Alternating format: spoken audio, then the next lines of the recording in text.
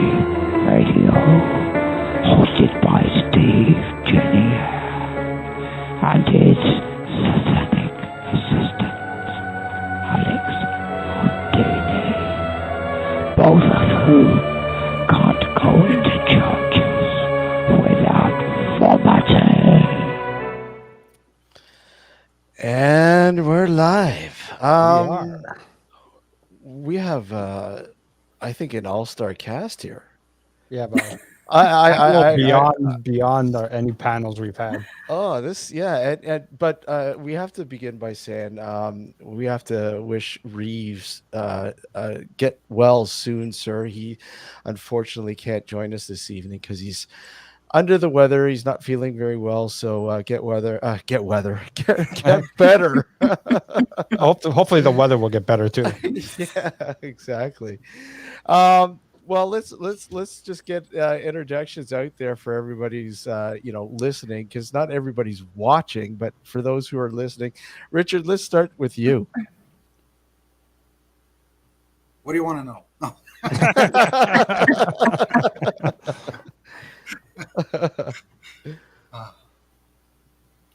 Yeah, what do you want me to tell you? I want you to tell me who the hell are you? Who's Richard? Who the hell is this guy Richard? I don't know. Some author.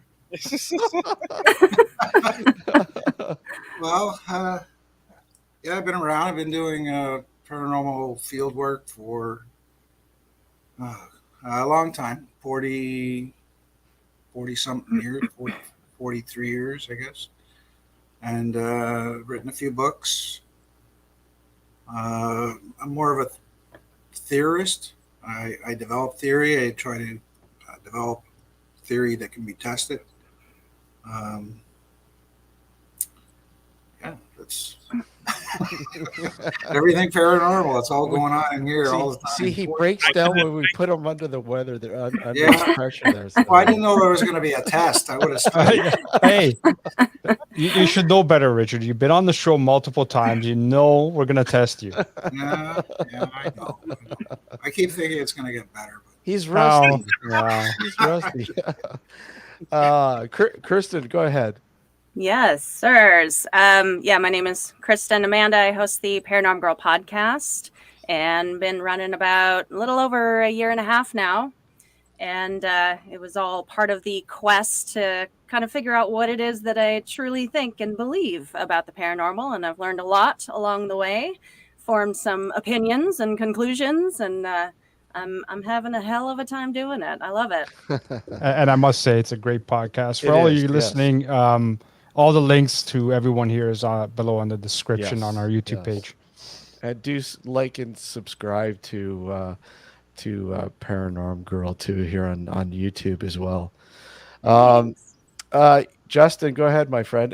It's been a while. We actually tracked you down. I think you were where was it? The deep forests of BC. Somebody mistaken you for a Bigfoot. Actually, I was mistaken that I had some people that might have seen me at a baseball game, which I've never went. But they're like, "Hey, are you here?" And I'm like, "What is here?" And sure enough, it's a good old White Sox game, and that was not me. Anyone out there? It's my doppelganger, and I have many out there for my years of dealing with the occult of some sort. No, it's coming back to bite you. Yeah, exactly. All the wonderful little things I've done when I was a teenager.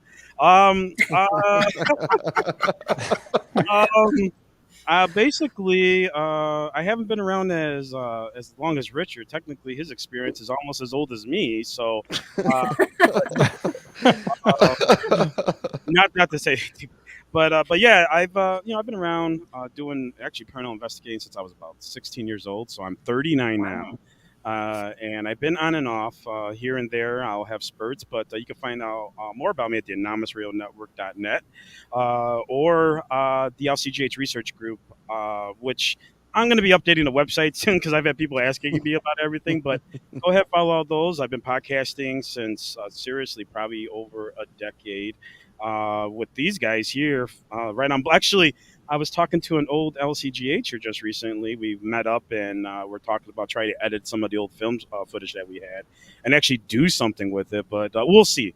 Anytime I say all that, it's all talk and it comes out like 3 years later. So we'll see. But we're just talking about how, just what we used to do and, basically what our purpose was. And essentially, I guess the best way to explain it as just a person and being involved in the paranormal. It's all the experiment. So, that's what it's really about. Even right down to us having a silly little table at a conference, 5 hours away from home. That's all part of the experiment. And that's what LCGH is about. We're just trying to understand this great big experiment. Well, it's good to have you back. It's been a while, and you're like, I guess you're like a DD vet. It's true. Yeah, he is a double D vet. Yes. I mean, I've lost a little weight since then, Alex. Please don't. Oh, sorry. We can always play the first time you're on. You know that. Oh, right? Jesus. With the technical with the technical difficulties. Yeah. That's par for the course, Justin. You always have technical difficulties. Oh, it's so nice. I do think. We were talking about our past stuff, and he brought up Blog Talk, and I was like, yeah. I mean, that's where we started off, was Blog Talk Radio, and he was bringing up how what we were doing on Blog Talk was ahead of its time, because it was called internet radio. You remember that? It wasn't called podcasting. It was called internet radio. Internet radio, yeah. It was which I still try to emulate with the anonymousradionetwork.net because I collect local bands, musicians, artists, as well as podcasts. And I just had a server issue, so I apologize to anyone, which is the reason why some people have brought up what happened to the LCGH research group stuff. I had to redo the websites and all that, so I'm working on that. And most definitely, you tune in, you can listen to the radio and listen to local bands, and hopefully the schedule gets updated, which you will also listen to a wide variety of internet podcasts, from the various ones I speak on to Mindset Podcast, to Digitimes Illinois, which is somewhat starting to become very big on their own, as well as just us doing a little bit of things. So most definitely follow me on social media and stuff to keep track of all that. Okay, let's get started. Enough of the pleasantries. Yes. Let's start. Let's take go right for the heart here, and let's sort of talk about electric voice phenomenon. And here's a loaded question, and we could get this. I want to hear the best answers here. I'm trying to find my beer for this. How do you explain that? I mean, what are they? What to you guys? What do you think they are? And let's start with Richard. What I'm finding is these things are coming through on some kind of carrier wave. What that wave is or what that frequency is, it's the $1 million question. I believe they're voices from the dead, from my experience. And it's not just going into a haunted place and getting voices. Sometimes they answer questions. Personal experience where I've communicated with deceased relatives and got information that I wasn't even aware of what they were telling me until I confirmed it with a living relative. So I've concluded that I can't say all of them, but most of them are voices from the dead. They're communicating with us. If we could find out what those frequencies are, then we could do what Edison tried to do 100 years ago, build a device to communicate with them. What the? You okay, Alex? What is that thing? It's a scanner. That's what it is. I've got the same one upstairs. Yeah, RF scanner. But I think I'm working on I'm not going to get too much into it. It's like I said, I'm a theorist and I try to work out solutions to these problems. I am working on this particular problem. So let me ask you, where does infrasound play? What role does it play in all that? Well, infrasound is, it depends on what frequency of infrasound you're working on. I mean, some of it can cause situations where you start to hallucinate, or your eye starts to shake and you start to see things. But one thing can be the other. So we can be confusing the two, even though one thing can cause the eye to shimmer, we start to hallucinate. They can also be involved with the dead as well. It's like these tests that the Air Force do with the centrifugal force, where you go around in circles and you lose your lunch and all that stuff. A lot of these Air Force pilots are saying that while they're doing this, they're starting to have out-of-body experiences. They're hearing voices. So is that the brain saying, hey, are we actually dying here? And they're starting to make preparations to leave? Or is it something else? Or is it something that the brain just magically says, well, we're going to deal with it some funky way and create illusions? We don't know. So it can be one thing, and it can be two different things at the same time. What do you think, Justin? I mean, I'm there's a lot that hold on a second. It's going to take a while. It's a little rusty. Yeah. No, it's like I'm trying to figure out how to. I guess for the most part, I agree with Richard, because we really don't know. I think to cut it kind of short is, I mean, I feel that the phenomenon is real. Exactly like Richard said, we don't know what's exactly causing it, but with certain understanding, as well as kind of with my own theories, that we're not totally experiencing things like here. We're experiencing things here.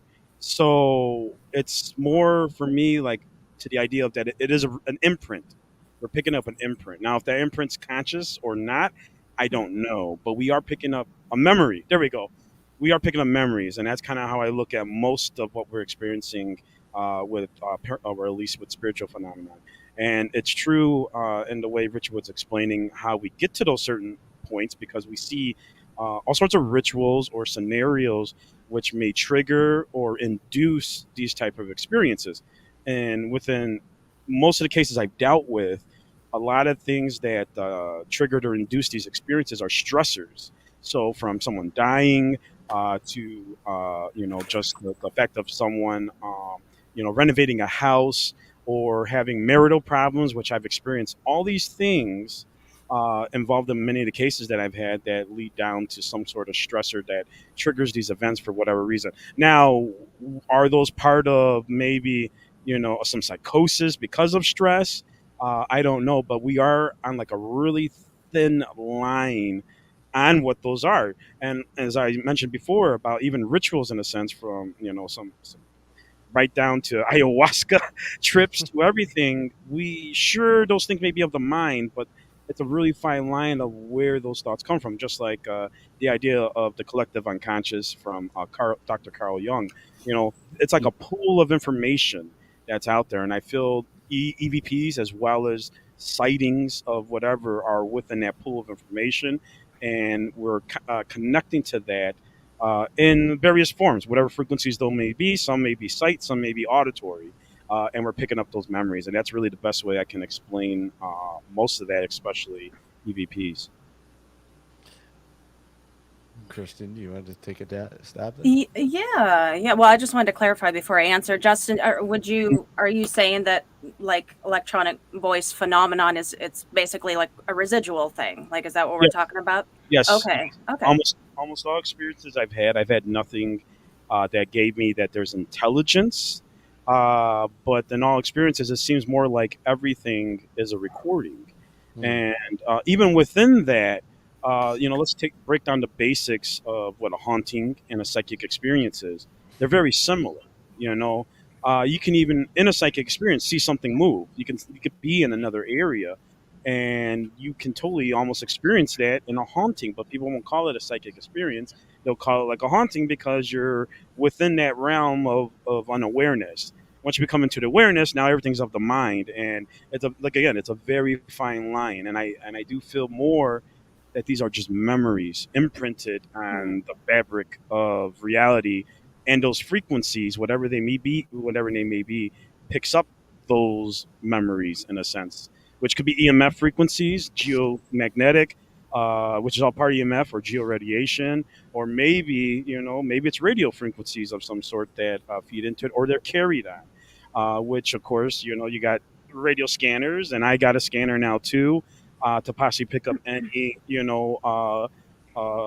residual radio frequencies that may be lying around. So when you're doing EVP sessions, it would be nice to scan this to see if you're picking up radio frequencies, which you should be, but the frequency of that may help with understanding some of those things. And of course, there's more to be studied in it, and I think we're getting somewhere. But overall, I mean, personally, I'm very skeptical on it, but it's the only way, on my own experience, to explain those particular type of scenarios. Okay. I do love a good theory, and once I find one that makes sense to me, I do like to run with it. I don't dance around with it too much after that, but I can really only speak to the things that I've studied and heard other people's experiences, because I haven't personally had this experience myself. Of course. From what I've gathered, I would go ahead and say that I think it is being caused by some intelligent force, whether you want to call it ghost, spirit, the other side beyond the veil. It's being caused by some intelligent source, not always, and that's where like the residual is going to come in.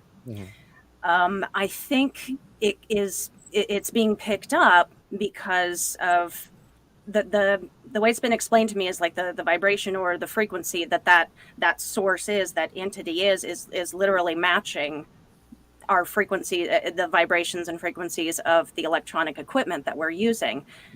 And so that's why it's able, you constantly hear about like draining of batteries. Oh, my camera just shut off, it drains it. Like they're able to like use these as sources of energy to get across. And I think that the same idea goes for EVP as well, is that it's almost like they are energy, same as, you know what I mean? Like same straight across, just like our electrical equipment. You know what I mean? Yeah, Does that make sense? Yeah. Yeah. Oh, yeah. It's all energy. Even in the case of that, I mean, we're all electrons. Like this is electrons. Sure. Yeah. This is electrons, and I think that's where let's say there's a physical counterpart to it. I do feel like that's maybe where cold spots and stuff like that come into play. If in that case, which is, it's been a long time since I've experienced cold spots. But if the case of some physical activity, I do feel like, let's say it's sucking some sort of energy out. That would explain some things for sure. Because we're on a fine line where it's got to be physically, in order for it to happen here, it has to be physically here. Otherwise, it's all here. Like there's no other way until we can physically touch it or physically measure it of some sort, which so far we're kind of up in the air what exactly that is. Then we'll for sure find it. I think that's where they're really trying to define what it is, and that's where we have to clarify too.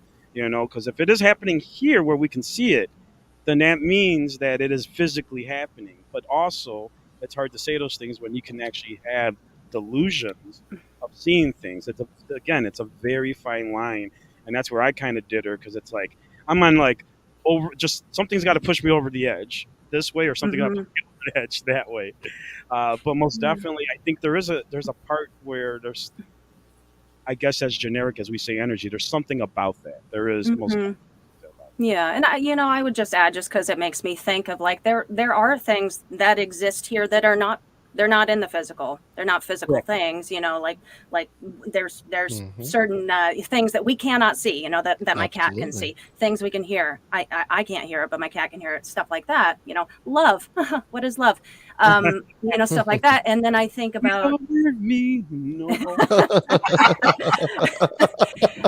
and then I do put a lot of stock into when someone tells me a story and they say that this happened to them and they were getting intelligent responses to their questions.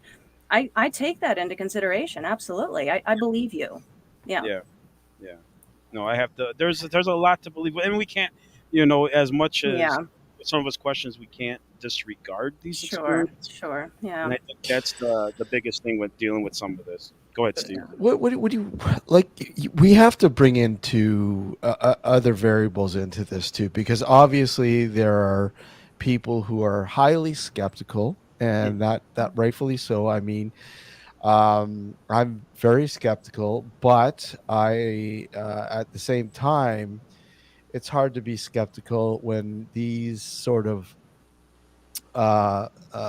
sounds, audio, whatever, are produced under certain situations where a lot of these variables don't exist.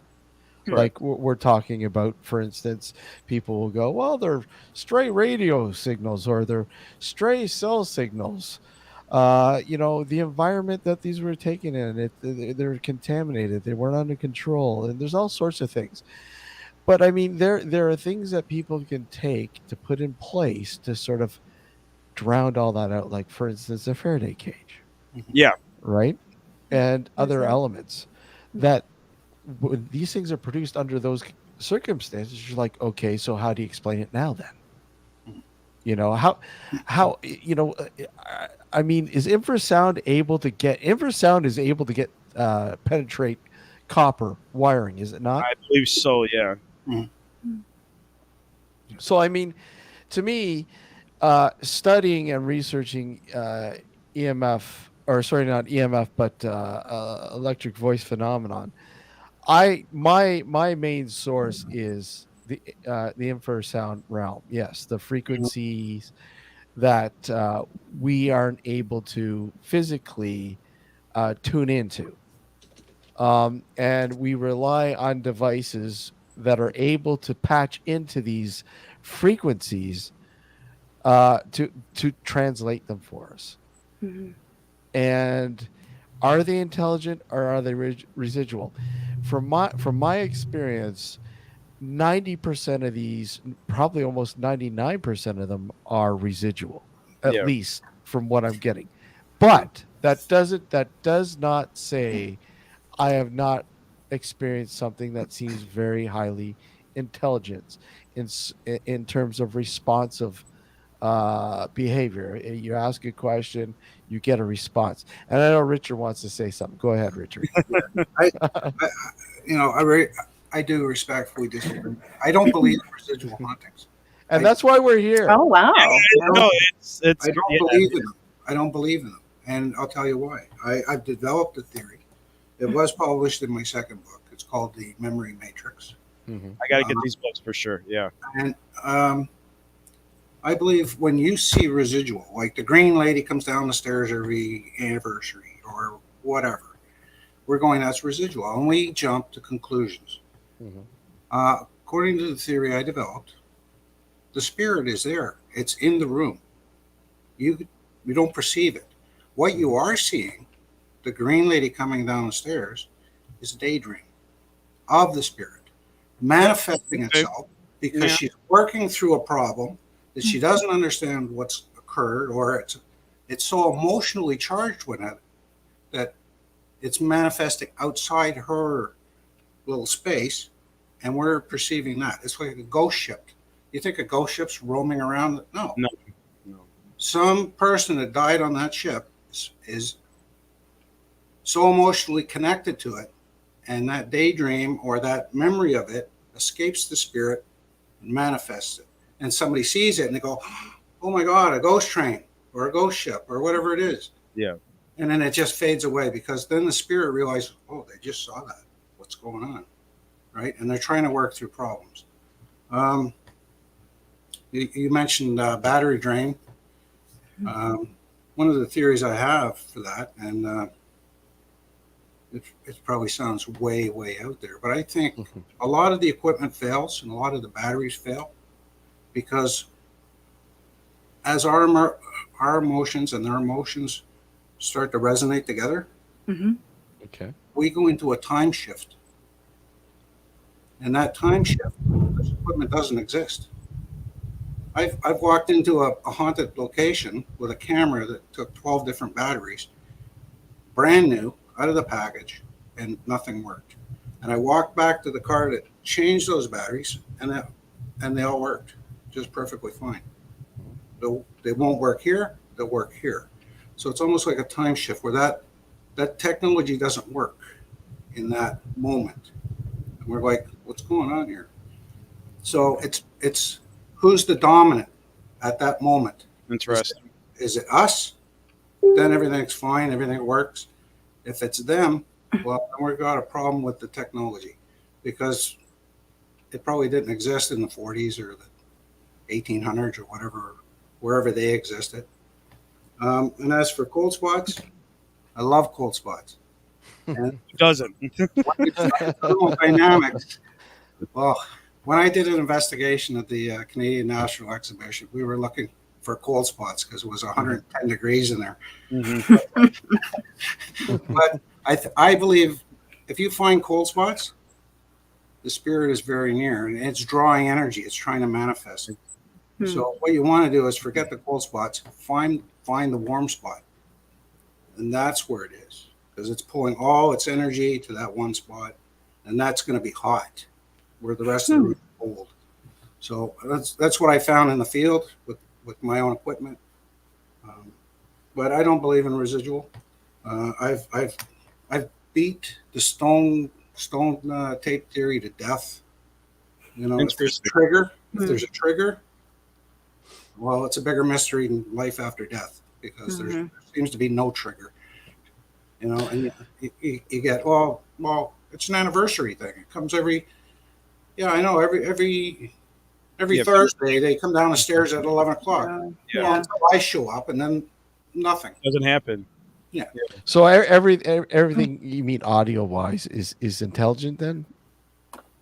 Would you say, it can be intelligent, and don't forget, people have giant egos, and I've seen this a million times. People walk in and they go, "I'm going to kill you," and they go, "Oh my God," and they rush out of the house.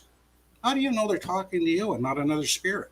And we've had this because usually when I do investigations long term, I saturate places with audio video surveillance, and I go to a restaurant, and then I come back and then I review every night, and it's amazing. They're yelling at each other, they're calling each other names, they're threatening each other, they're having a giggle fest and other things. But it's there. Now you said long term.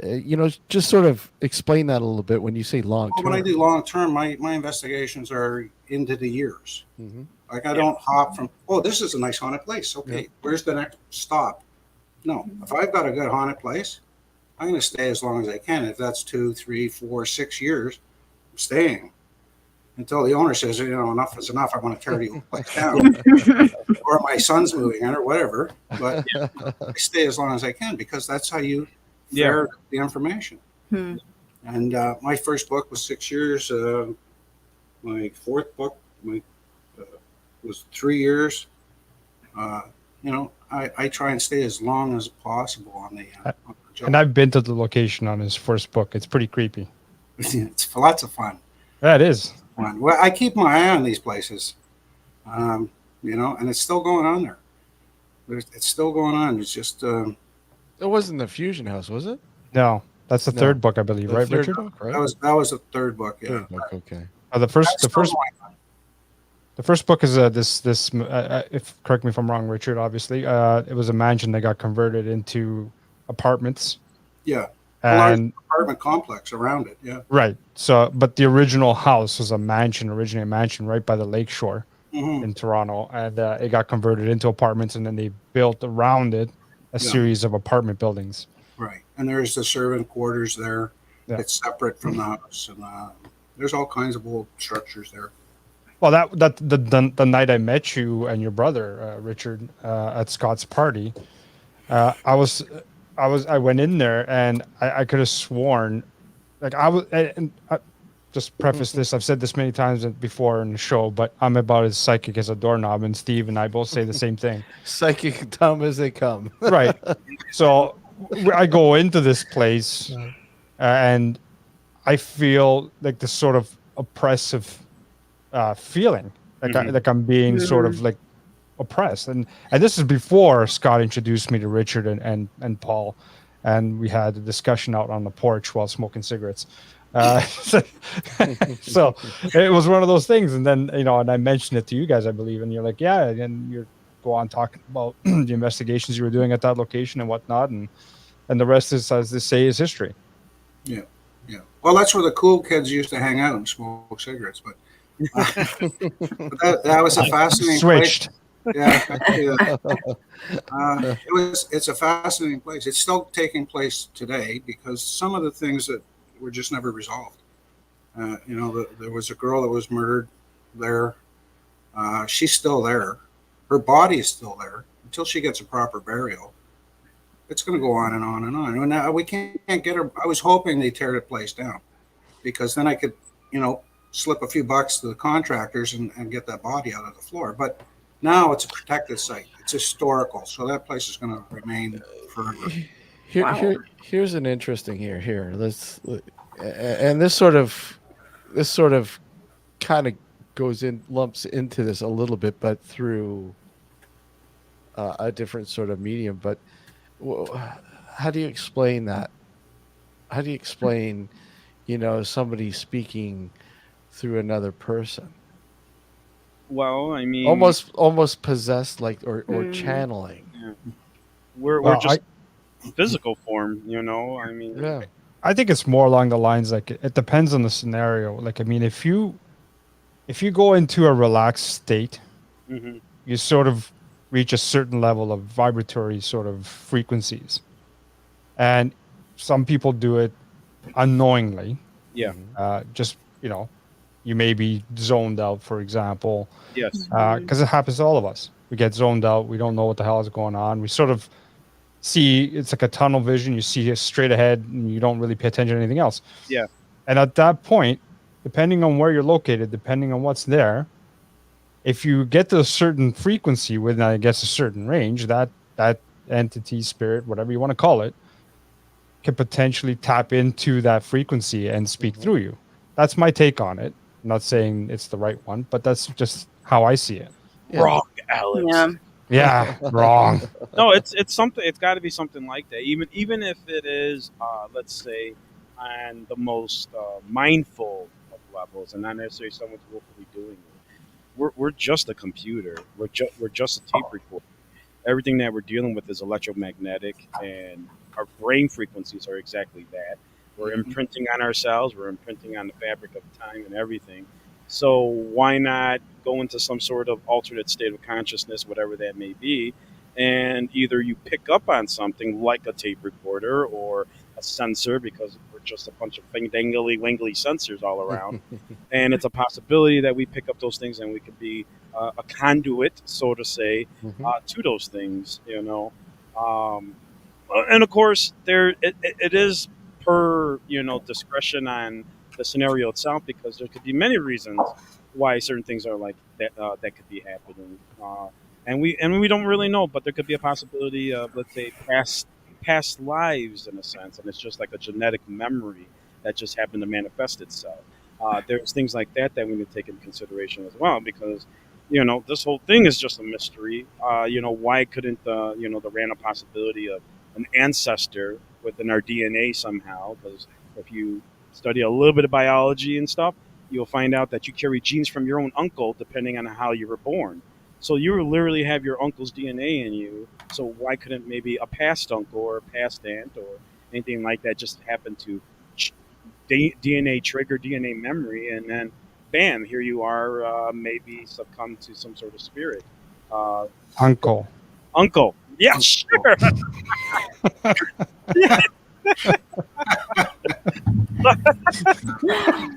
But yeah, there's a lot to take into consideration.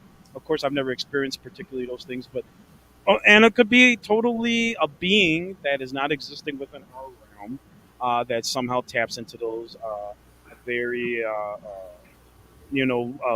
your guard let down, you're very vulnerable type scenario that just happens to enter. But there could be many possibilities. Maybe you yourself, the person listening, the person that asked that question, is vulnerable in some sense, and these things can take effect to you, and it might be something to take a look at to why are you vulnerable in that sense as well. Yeah. Yes, there's a lot to take into considerations, and most definitely maybe contact us to further discuss those things. But it could be many things, and most definitely, if it's something that's constantly happening to you, we need to. Wait a sec, Justin. Are you opening your shop again? Contact us. And then I bring out mine, you get a mug. Actually, I'd like to add something to that because so when we study psychic mediums, for example, they sit here like we sit here, and when they talk and they're animated and their brain waves are going crazy and they're just like ours. Yeah. When they get into the meat of the meat and potatoes of the whole situation, and they start to read or communicate information that's beyond us, when they're hooked to an EEG, they show that the brain waves come down to around theta. Thank you. Yeah. So, I mean, they should not be as animated and talky because that's, when you get down to 4 or 5 hertz, you should you're just ready to go to have a nap. Yeah. So, the interesting, and I'd love to look for information to make got something to add to this, actually. So, I think we all had the same train of thought there. Go ahead. So these people, when they're relaxed, maybe that's where that level of communication comes in. The other thing is I wanted to say is an interesting point to that is children between the ages of 3 and 6, the dominant brainwave pattern is theta. And it's interesting that a lot of them have imaginary friends. Mm-hmm. Yep. So I love looking at those connections and why, because they're all clues. Yeah. On this magical mystery tour we're on, find those frequencies to make real-time communication. And that's what I do is I look at these connections, I go out, I spend a lot of money, I take the piece of equipment I just built or had built, and I throw it in the garbage because it didn't work, and I come back to the drawing board and I look for more connections. I'm starting to run out of money. We could always set up a GoFundMe page. GoFundMe, yeah. We look for it on for Alibaba. Yeah. Well, I'm retired now, so I don't have all the money coming. We'll have a special convention in your name too. The garage sale. Yeah. It's the help. Yeah, it's the Help Richard Build Equipment Fund. I'm never going to test my big theory because that's 1.2 million right now. Jesus. Yeah. But if you can prove it, if you can prove this theory, then money be no object. People be throwing money at you. It's the $1 million question. Yeah. Yeah. You're not going to do it with a $20 EMF meter. You're not, and with any EMF reader, to be honest with you. No, it's not. I feel at the very least, and this is kind of crazy saying that, we need electron microscopes. We actually need EEGs. We need all sorts of things to be testing while we're doing this. I wanted to bring this up because when you were talking about that, I had an incident that happened to me. I had a couple incidents that happened in the past 2 years, which I've talked about on the show here. Some paranormal, some not. And one that wasn't, I went to get my EEG done to find out that I do have a little bit of brain atrophy. But what I found out while taking that test, they said I was sleeping, and I could tell you I wasn't. I was totally aware of everything going around me. And I talked with someone who's a nurse, and they said, "Oh yeah, that's because I meditate too." So I would wonder if that was part of that mind-body training in the sense that I had. And I sat there, and she goes, "No, you were sleeping. Here's it right here." I go, I could hear all around me. I could hear people in the hallway, and I was relaxed, and I was, let's say, in a meditative state. But I know I was totally aware. But according to that EEG, I was sleeping, and it got the results they needed. And that's a little bit of what I wanted to add on to that, because it totally is in that realm. And you're totally right when it comes down to those things, Richard.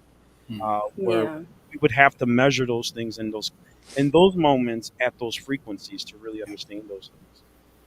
But yes, I literally, when that just popped in my head, and I was blown away by that. I'm like, how much information's out there that we're not looking into in these cases of, where our brain is at certain experiences and certain, paranormal situations in a sense.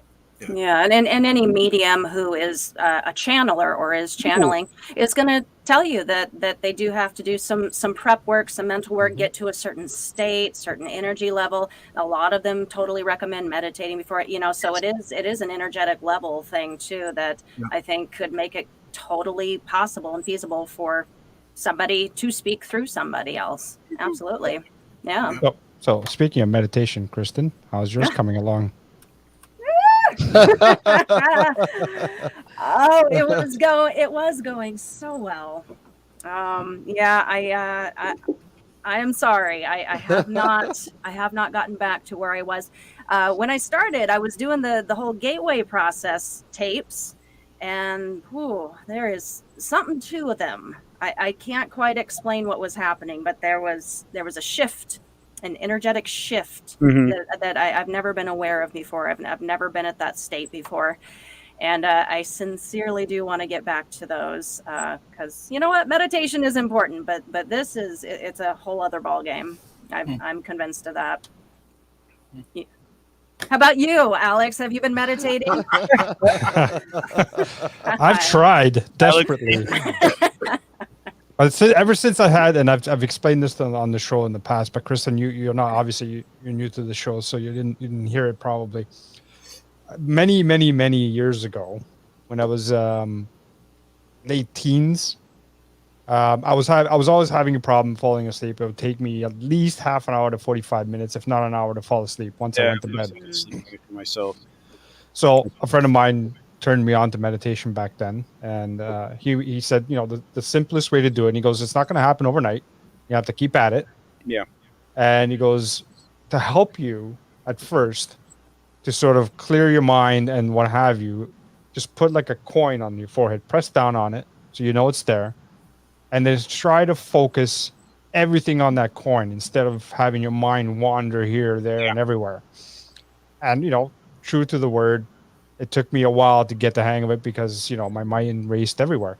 But eventually I got to a point where I could actually focus on that coin.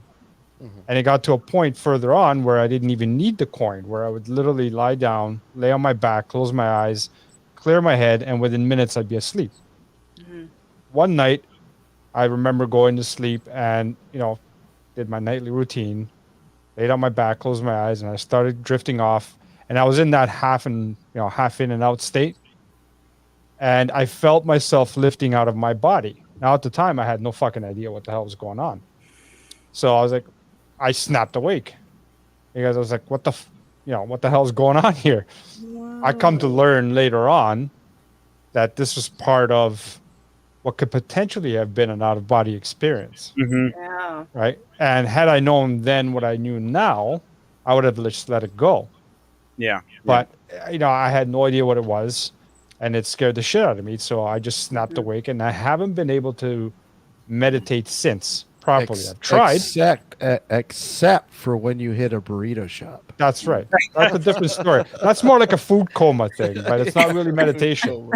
But nevertheless, yeah, it's one of those things that since that day, I haven't been able to, meditate properly or get to that point again. Yeah, it's a fear. You put a fear block. There's a fear block. Yeah. You put it up. Yeah. But I mean, you'd think I'd be able to get rid of that fear block, knowing what I know now. The problem is that I just can't.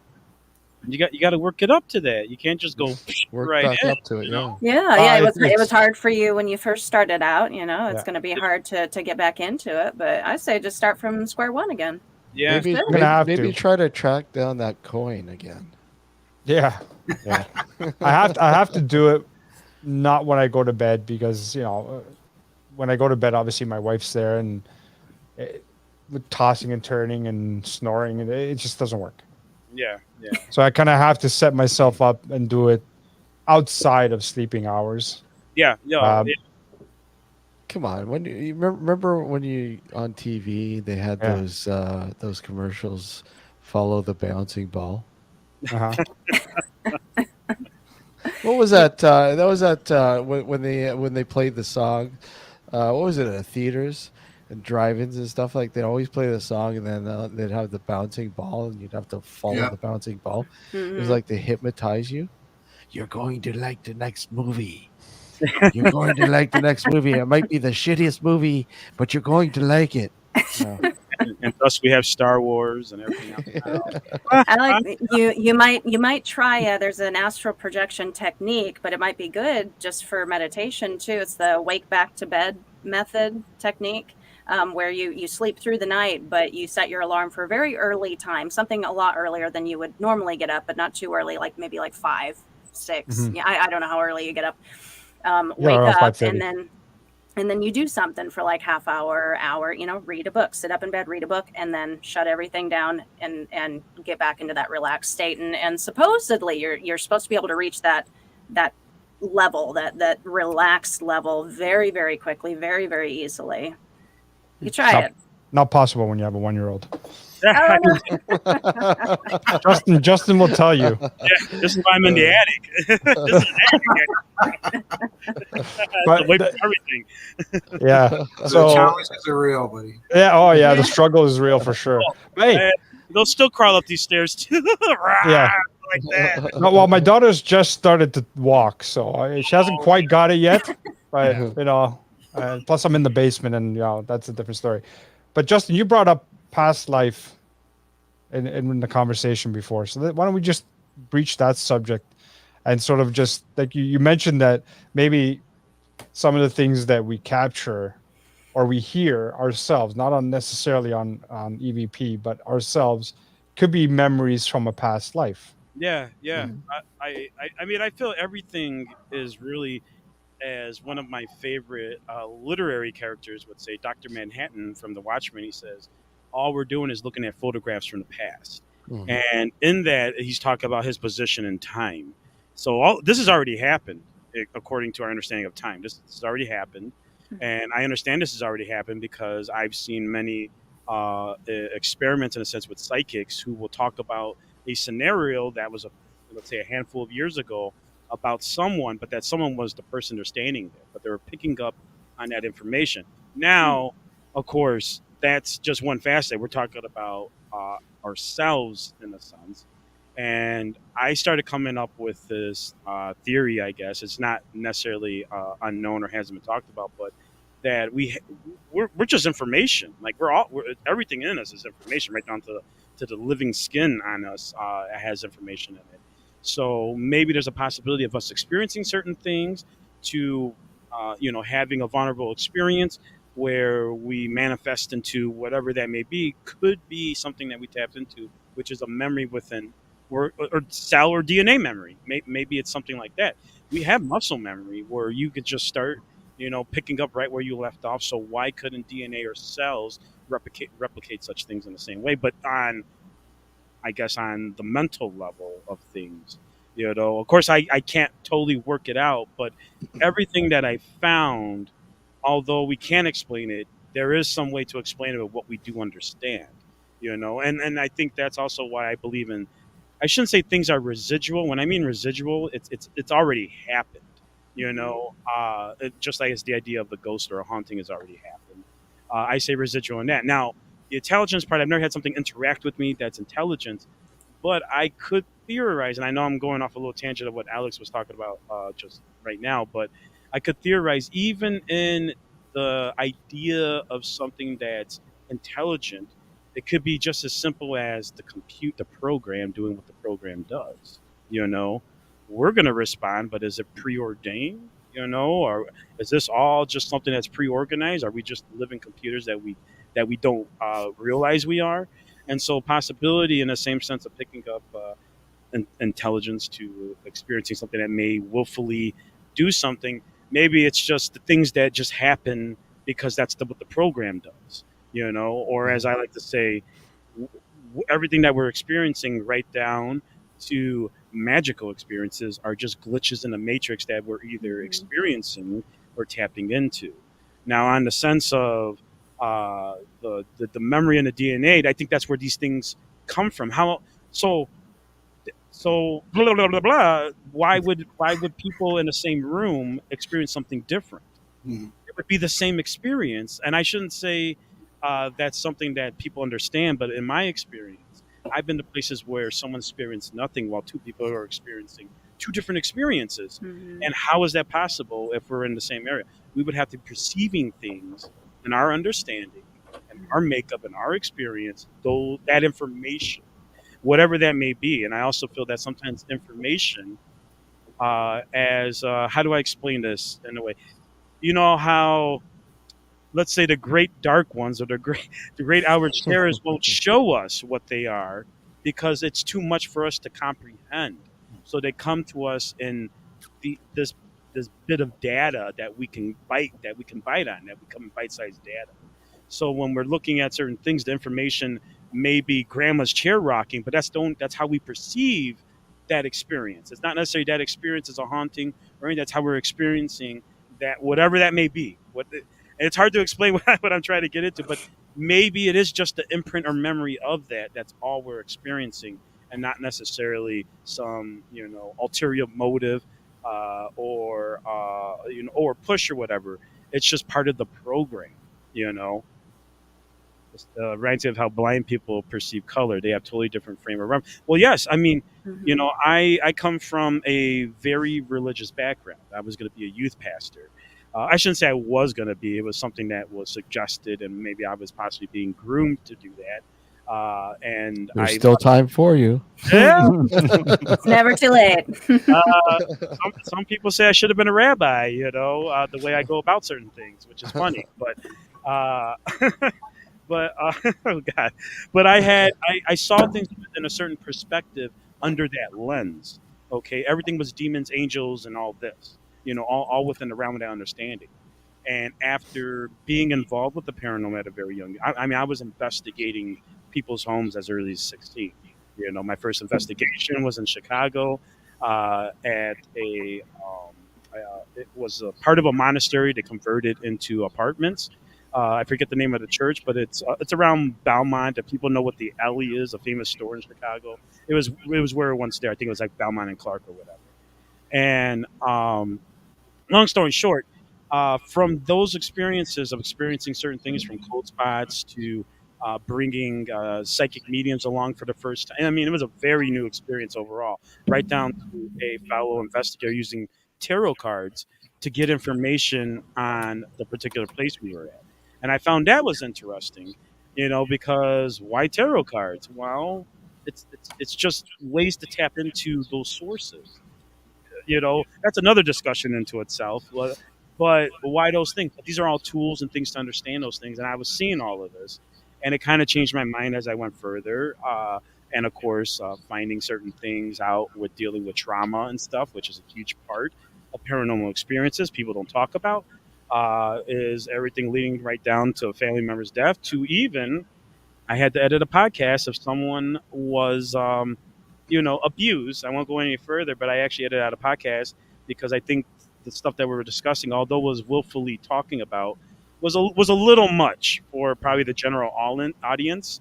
And this is not the first time I had such cases or someone expressed themselves. Exactly. No experience for that. But because of all that, it started to change my perspective. And so I didn't see angels and demons and ghosts anymore. After a while, I was nihilistic. And then after a while, I literally had an epiphany. And maybe it was, all the partying I was doing at that time. I am your dark overlord. And I do.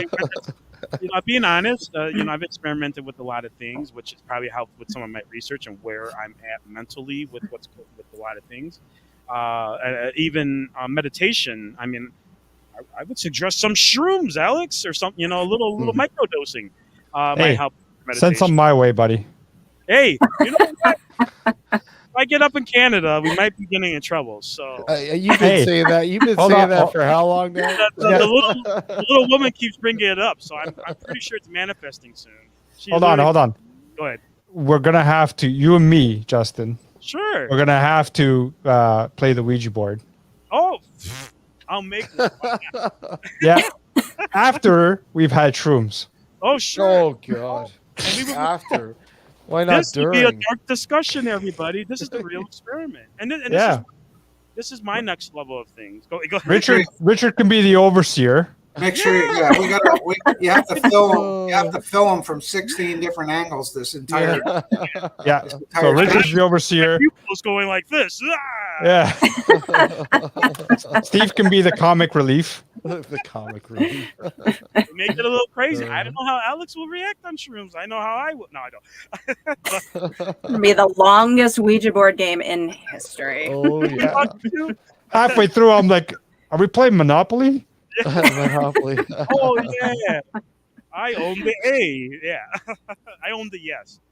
No, but this is, like I said, all part of the experiment. I mean, I was experimenting things on my own, but I was looking at things through a more, I guess, scientific experience. I never, even if I drink, let's say I get a little tipsy, you're not gonna see a different me. You may see a little more relaxed, a little more, jollier me. I may get a little more tired because that's what usually alcohol and beer do to me. But my mind, I'm aware of things, and I think that's maybe part of the mental training I've had. Trying to go through this with meditation and everything. And I started meditation on that note real quick, right down to the visual stuff, to as simple as when I get up in the morning, I take a shower or a bath. I take a shower, and then I fill the tub up, which I don't do often anymore, but it does help every now and then. And I just sit there and I listen to the water flow. Yeah. And I put myself in a trance that way and just kind of let it be. And I focus on that, or I have a little mantra that I say, and that kind of helps. And, it's more something I've done, maybe more so a decade ago as a constant basis than now, maybe once or twice a month as I probably do need to practice it more. But, all these things are part of the conditioning to understand things and to see what we may be trying to experience. And, as a point overall, you have to kind of try everything. I was from a religious perspective, and then, I got into a crazy little part of my life where I just was like, nothing matters. And then I got into quantum theory, and quantum theory opened my eyes. I started reading Steve Hawking. Oh yeah, I still remember when you really got into quantum theory. Oh man. Oh yeah. Yeah. We've had whole shows talking about quantum theory. Yeah. I knew. He couldn't wait to talk ask about me it. now, but but that is where some of these ideas go, because I feel that's the only way we're going to understand that. We're not going to measure things on an EMF frequency. What we may see on an EMF frequency. Sorry, guys. What we may see on there are these levels that we kind of make a baseline with. Out of all my experience, I have never had an EMF experience where it told me a ghost was, but I have been able to pinpoint EMF frequencies where paranormal experiences have happened. And that has opened my eyes more so to that. Now, again, that's just my small little case of, whatever amount of people and places I've been to. I have not, I've been where people have used all their crazy equipment, their EVP recording equipment, which some interesting things, but I have never, out of all those, never experienced anything that could tell me it's totally intelligent. I can't say something weird's going on, but I can't say it's exactly intelligence or coming from a round of motive per se. But most definitely we're picking something up, and how we get there is a different story, which is really the bigger discussion of it itself. But okay, hold it there. Is where we're at. Go ahead, Steve. Hold it there, Justin. Yeah, we got to do a station identification. We'll be right back in a few minutes. You're watching and listening to Nocturnal Frequency Radio here on the New Visions Radio Network, and of course our YouTube channel, Twitch, and Facebook. I want to thank Justin, Kristen, and Richard for joining. You see what I mean, Kristen? It just goes all over the place. You know what I mean? Yes, I do. Yeah, Just get me going, and I'm just gonna go blah blah blah blah blah. no, I'm loving it. I'm trying to follow it, and I love it. I love it because I see how you're pulling it all in. I love it. We're just getting started. We're just Yeah, getting started. no, So. this is great. I'm here for it. Okay, hold tight, guys. Hold tight.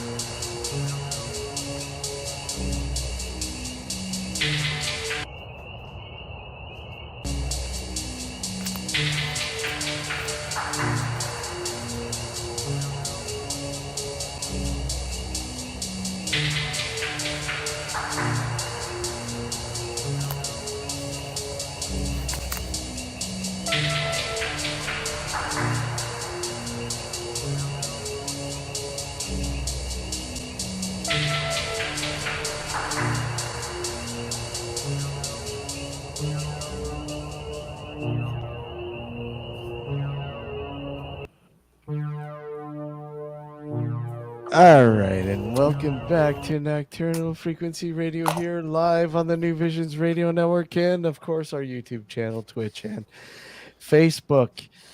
And that was quite an interesting conversation in the first half. And an hour just Hey, Just went by so fast. I know. It's ridiculous. I might add that Justin didn't answer my question about past life regression. But I know. I don't know if my original question was answered either. But see, I knew this would trigger Justin. That's why I did it on purpose. Sorry, Justin. I kind of used you as a scapegoat there. Yes. I had to turn the fan on. That's why I got the bandana. Yeah. The hot seat. Okay, so let's move on here. You know what? Another fascinating sort of aspect of the paranormal is classification with different things, and everything from black-eyed children to shadow people. Mm-hmm. Let's go with shadow people and shadow person, if you will, shadow people, whatever. I mean, there's all sorts of variations, but I mean, what are your thoughts on this? And sort of go into details. And I don't know who wants to take the helm. Kristen, you go. I've talked too much already.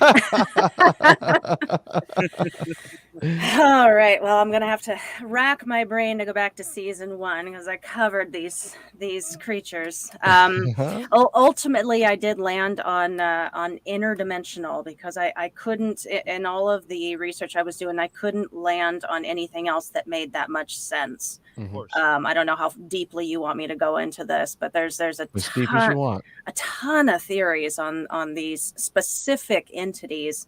Mm-hmm. Time travelers and demonic, and the ghosts. They're unfully manifested forms of just people that we love and cherish, and just ignore the fact that some of these experiences are quite traumatic and scary, but that is up for debate as well, because people generally will experience what they're expecting to experience. I've found quite a bit of the time.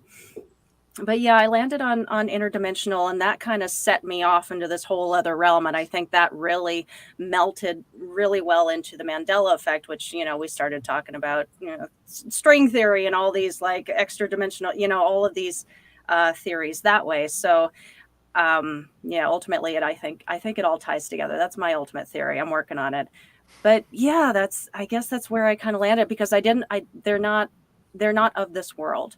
Yeah. The way in which they have been reported to enter and exit a scene just like quick, and they move so quick, like it's just it's not normal, it's not physical. There's nothing normal or physical about the way in which they move or exit the scene or anything like that, and they disappear right into walls, right into physical mass.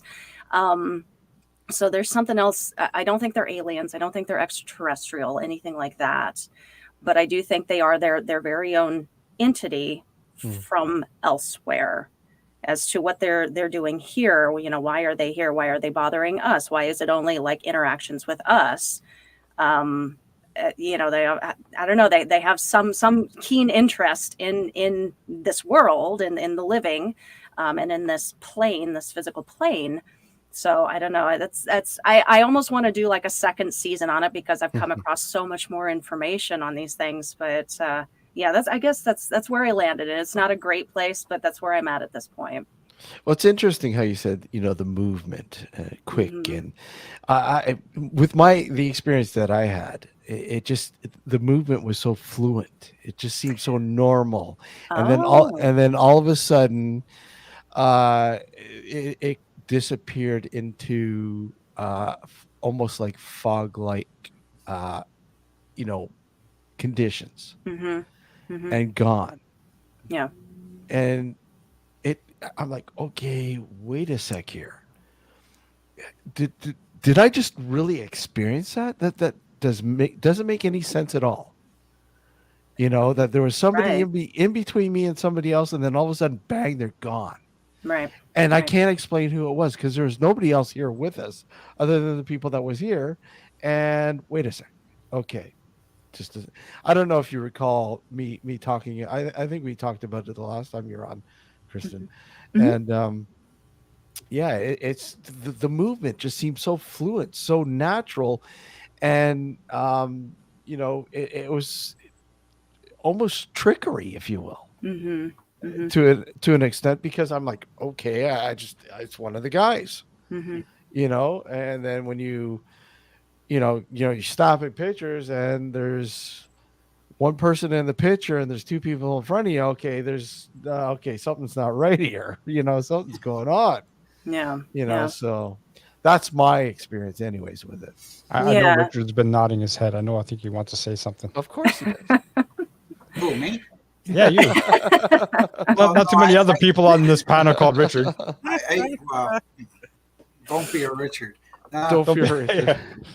Uh, Should we no, start playing? I agree 100%. We just don't know. Mhm. But I will throw one of my theories out there. Is I wrote an article a while ago, and it's called "There Be Monsters," Mhm. and the concept is we can create ghosts Mhm. ourselves. Mm-hmm. And in my last investigation, it's not published yet, but my last investigation, I ran into a little boy spirit. He's about 8 years old. He actually followed me to the farm when you invited me out there, because your mediums were picking up on him, and they described Are him. you talking about the Spruce Lane? Yes, and they Okay. described him exactly. He had they knew his name. They described him exactly, everything about him, and why he was there, I don't know. Why he was following me around, but when we were there, he was creating his own monsters to protect them. Hmm. They weren't physically harmful to us, but they calmed him down because he felt protected. And some of these things were really strange looking, really gruesome looking. Some of them. The client actually perceived some of them and painted them by accident, which is very bizarre. Because she had a canvas. She was an artist. She had a canvas where she would clean her brushes. Mm-hmm. And that cleaning canvas actually started manifesting the images that we were seeing and the images that we were capturing on our digital cameras. Wow. So the idea was that he was creating these monsters, and it's not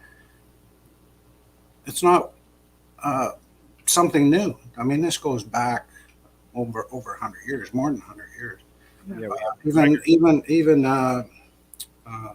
Annie Bassett, she did an entire book on thought forms and how they could manifest and become their own reality. Dr. Owen, right? Conjuring Philip. Mm-hmm. Oh yeah, yes. classic. Yeah, classic. Yes. Yeah. Who's the other guy? Walter Gibson. He was the guy that created the shadow back in the 40s. You know, the shadow. You've heard the shadow. Only Yeah. the Oh shadow. yeah. Absolutely. Great. The house he lived in, where he created, and he worked and he poured tons of energy into this because he would write a novel a week. That house was eventually investigated by Hans Hosler. Oh wow. Because the shadow, that fictitious character, has been seen roaming that house. Wow. So he created that. Created it, yeah. And it's still in existence. So these shadow people might be over some confused period of time. Somebody's created this. This is their own way of dealing with some kind of trauma or some kind of neglect or some kind of abuse or Now, created while they're living, or maybe created when they've passed on. It could be either or. Well, it can be both. It can be both. Right. Yeah. Interesting. I mean, when the shadow was created, the artist was alive, but this little boy is creating things, and he's not physical anymore. Well, it's interesting. You said the one case when you said the little boy was creating these sort of gruesome like creatures, and where I had my experience primarily the children were buried in this particular pioneer cemetery. And at that point, because of dying from smallpox and of influenza at the time, was just incredibly rampant. And could this thing that I experienced be a projection created by the children in that particular cemetery? If they feel they need protection from something, now it could be something on the other side of it. Or they've feared something enough to manifest. Or they're fed up with the paranormal investigators. So, or whatever it is, they might feel that fear. I mean, why can't spirits have fear? It's like a golem, right? Yeah, exactly. Paranormal experiences themselves. Yeah. So a ghost had a paranormal experience where a physical person was involved. That was broadcast on a radio station 15 years ago. I heard about it, and I went, "Wow, this is interesting," because a girl sitting in her room, and a man just appeared. The spirit just appeared. He had a shirt on. He had his hat. He says, "What do you think of my shirt?"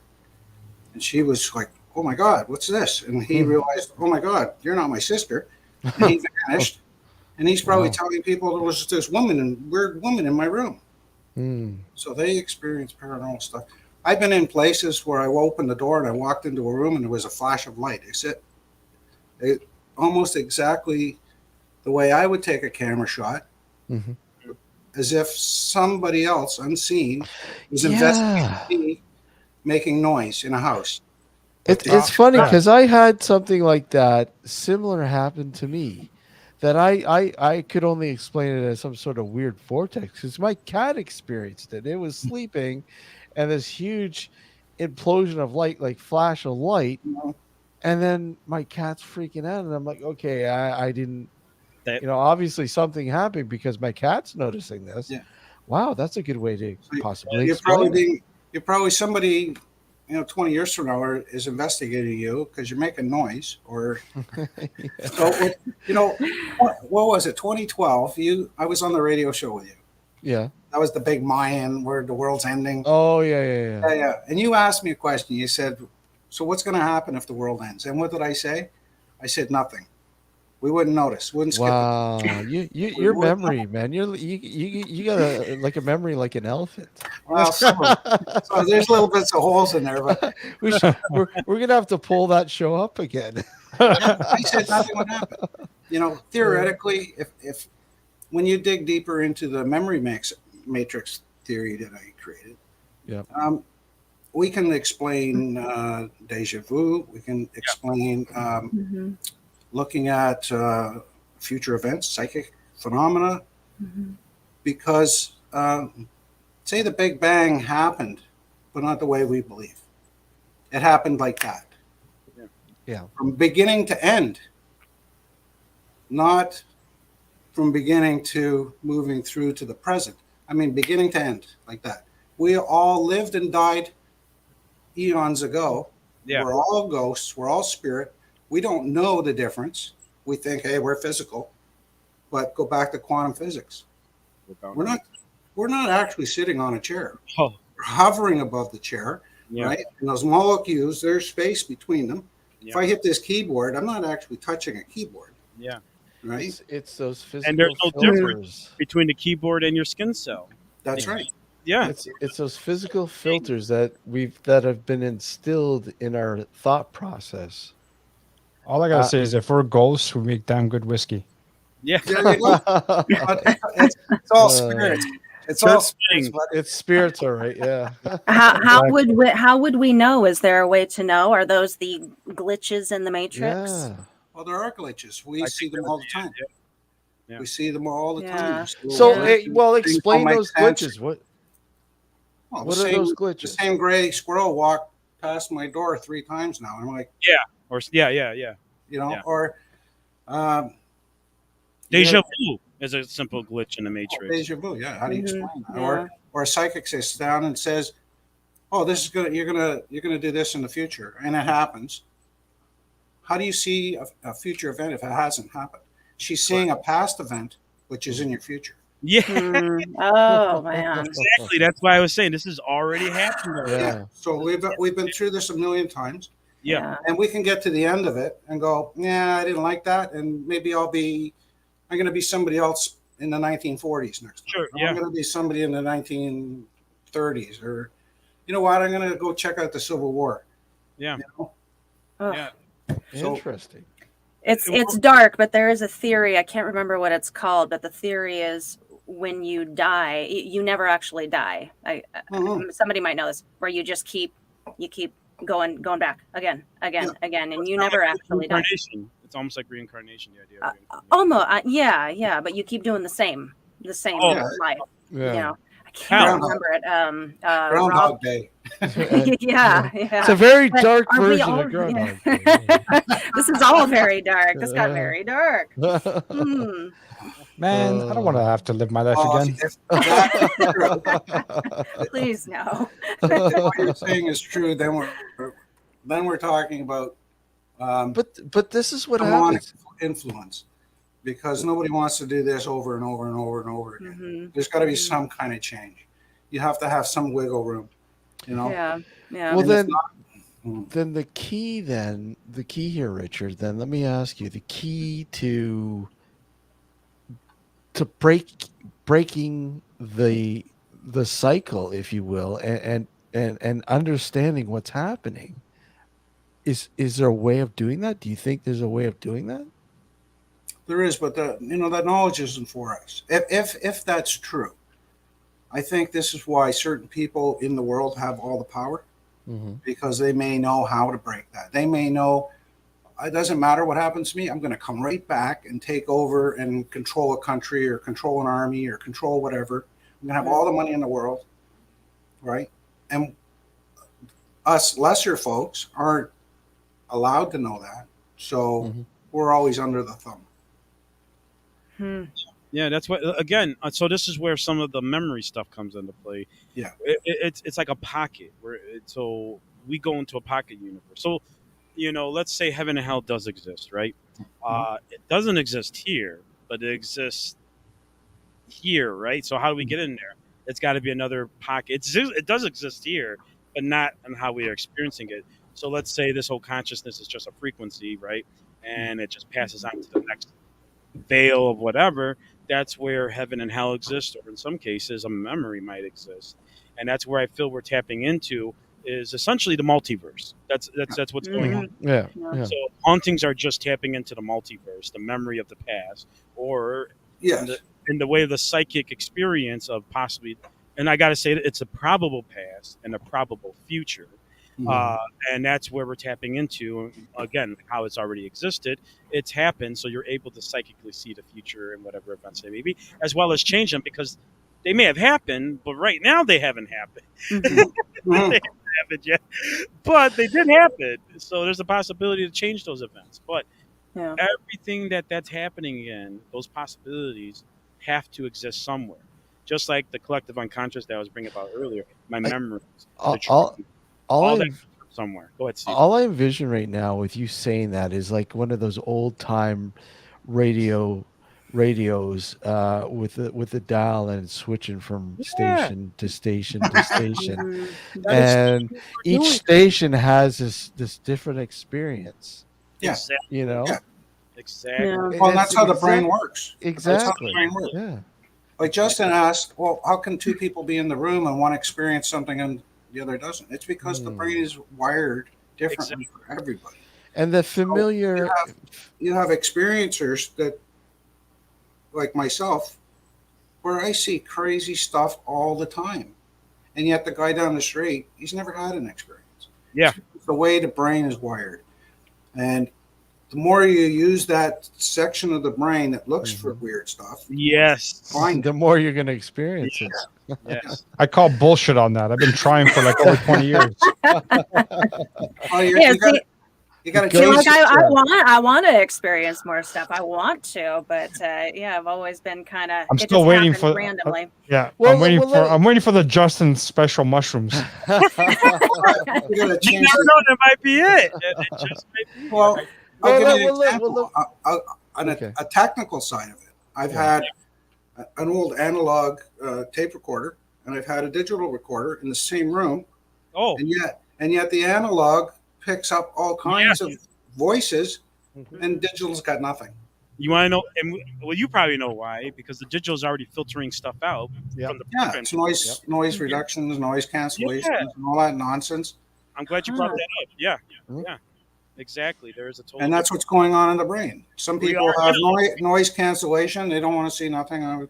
Like Alex, you had that, you put that fear block up for your astral projection or out of body experience. Other people have done that. They might at 4 years old, they went, "Oh my God, there's a ghost in my closet." Yeah. Put that up, and now they're, well, I don't believe in that stuff. It's nonsense. Yeah. It's all around them, but they don't want to see it. What's the most unusual experience you've ever had, Kristen? That you simply can't explain. Oh gosh. Well, I think I told you the most Yeah. unusual Well, oh, that's right, you did. experience there, but maybe Richard then. Hmm? No. Go ahead. Go ahead. Spit my, Continue. Just I will spit my so drink. Richard can hear. Well, when you say unusual, like No. I You want mean- Kristen to sort of explain her I need to hear it. experience again, and Justin retell yeah, my retell most it, yeah. let's hear that. prominent story. Well, okay. So when I was about 14 or 15, I woke up in the middle of the night and I felt a presence. You know, you get that feeling in the middle of the night when you wake up suddenly. And I looked down at the foot of my bed and there's this girl person. And I couldn't quite see who it was at first. She had like shadows coming through the window. You know, the moonlight was shining through the window and it was like casting all these weird, like swirling shadows. So at first I was just kind of staring, and then they kind of parted and I could see who it was. And I thought it was a friend from school. And I thought that was so weird. And I'm staring at her. I'm like, what are you doing here? And she doesn't say anything. She just stares at me. And that's when I got the feeling that like that heavy pit of fear. And I realized this is not my friend. This is something else.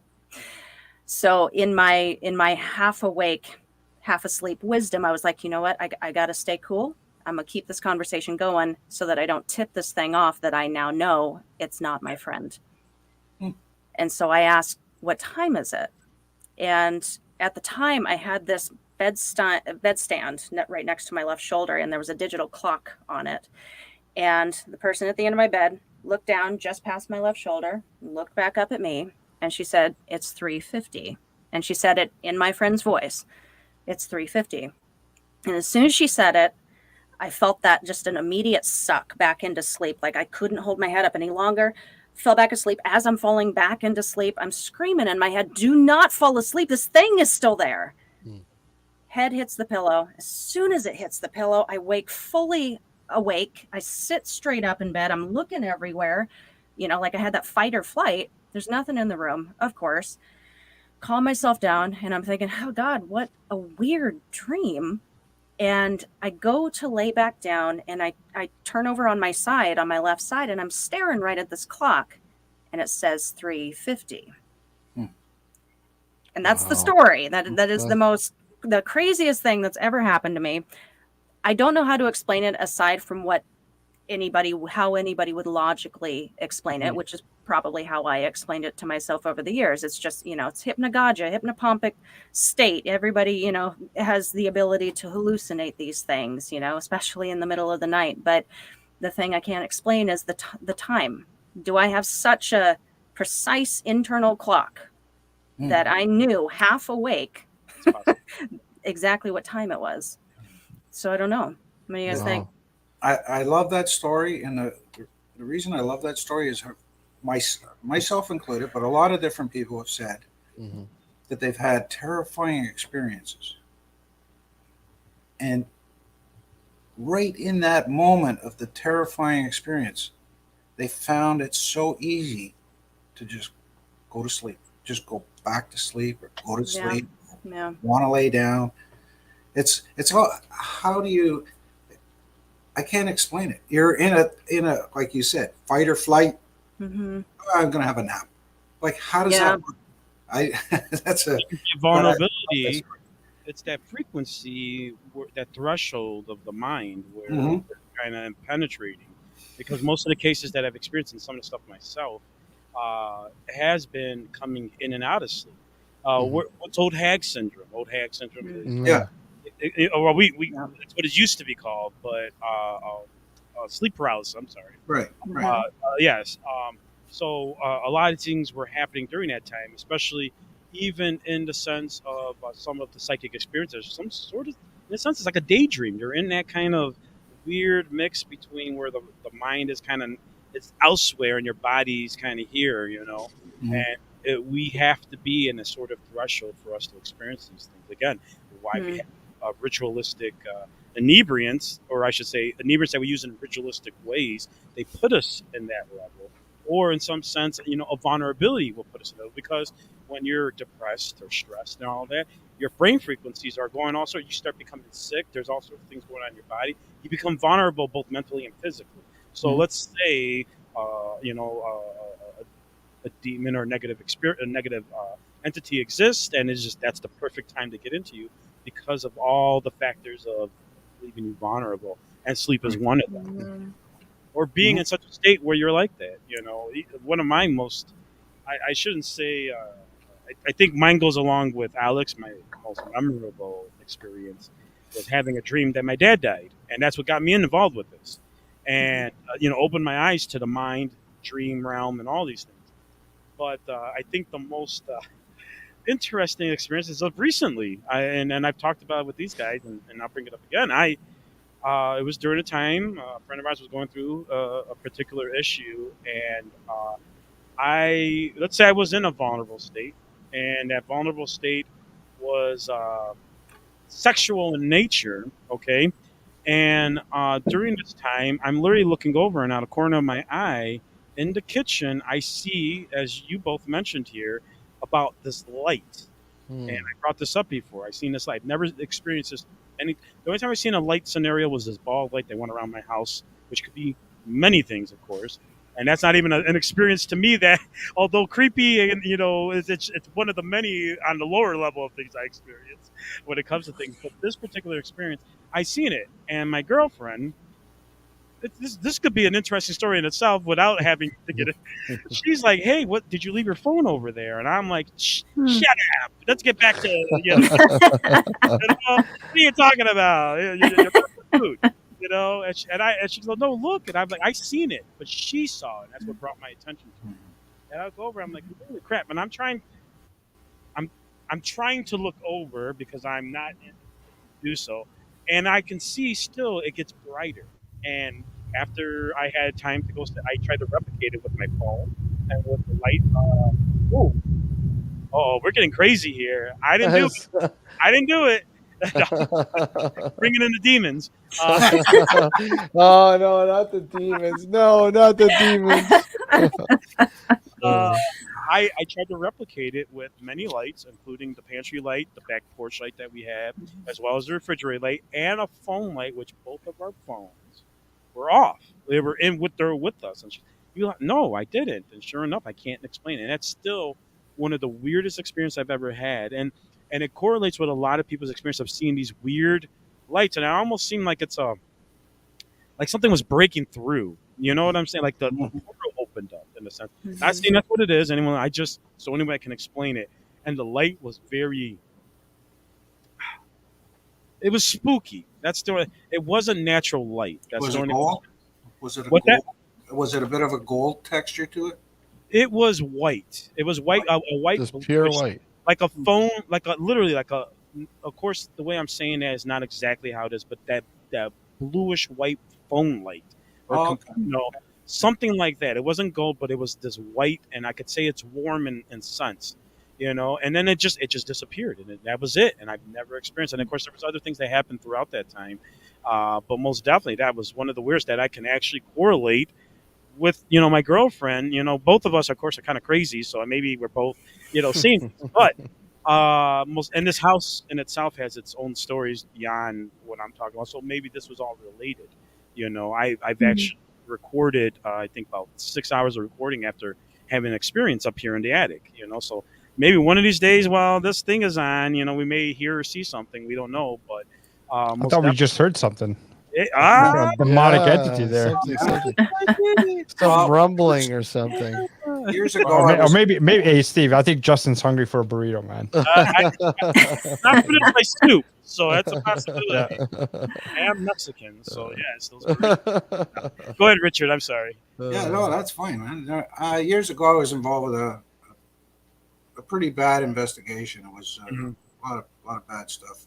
It was a evil individual there, physical, living guy.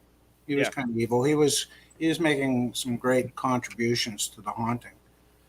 He wasn't a good guy, but he was really. I will give him credit. He was really good at the dark art stuff.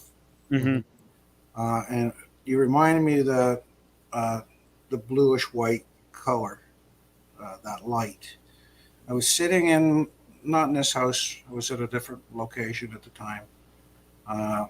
My wife and I were sitting on the couch watching TV, and I saw that bluish white light in the hallway.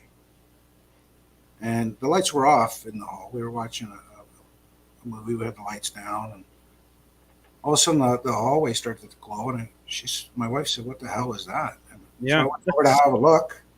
Yeah. And here's this guy. He was scrying. Right? He was looking in on me to see what I was doing. Interesting. In this little window in the hallway. Wow. But I could see him as much as he could see me. And it startled him because he didn't expect me to be looking back. Yeah. And I got on the phone and I phoned him right away. What are you doing? Oh. You're messing with the wrong guy, and everything just stopped. And I never saw him again, but because I don't like playing those games. But the golden light's a different thing, and I think Alex and I don't know if Steve, you watched that film we got out of a house in Toronto there I called The Wall. I know, I watched it. Yeah. Yeah, and that light comes up on the wall and it moves down the hallway. It takes an hour to move down the hallway, but it's like I don't know if it's a window or a door or something. The light pours out. It's super bright gold. Everything's moving inside. There's shadows in there, but it's weird because it's an old house. We were doing renovations there, and the old wood floors with 18 layers of urethane. The light would not reflect on the wall across from it, nor would it reflect on the floor. But it was super bright, and it just moved. It would close, and it would move down the hall, and then open up. Yeah. And but I think the only thing I can attribute that to is because it was an old family home, and I know who was haunting it because they were all relatives of mine, except one. And I think that is the proverbial "don't go into the light." That was the light. It's you have a choice. I'm opening up. I'm going to give you a while. Pass through. If not, I'll see you in 50 years, 100 years, whenever that time frame is. And it just passes through and it moves on somewhere else. Quantum leap. That's the one way I can explain. You know what I'm talking about? Yeah. And I'm glad you brought that one point up where it wasn't reflected, because I remember that. It was so bright. It should have reflected off the kitchen sink. It should have reflected off the stove. It should have reflected off the table. But it was not. Pain. It was. I swear. Yes, I remember this. It was not. And that film is. I've had experts look at that film. They pick out stuff I didn't even notice. Like a black line forms around the light. Interesting. And then it opens up and then it closes, seals, and then it moves on. And it takes an hour. Yeah. It's never really seen the day of light. Certain people have seen it because it's an hour. I mean, who in TV land wants to show you a light moving down a hall that takes an hour? Yeah. So I remember when it first started. When it first started, Richard, it looked like it was the reflection of the light bulb at the end of the hallway, and then until it started moving closer to the camera. Yeah, it doesn't reflect anything.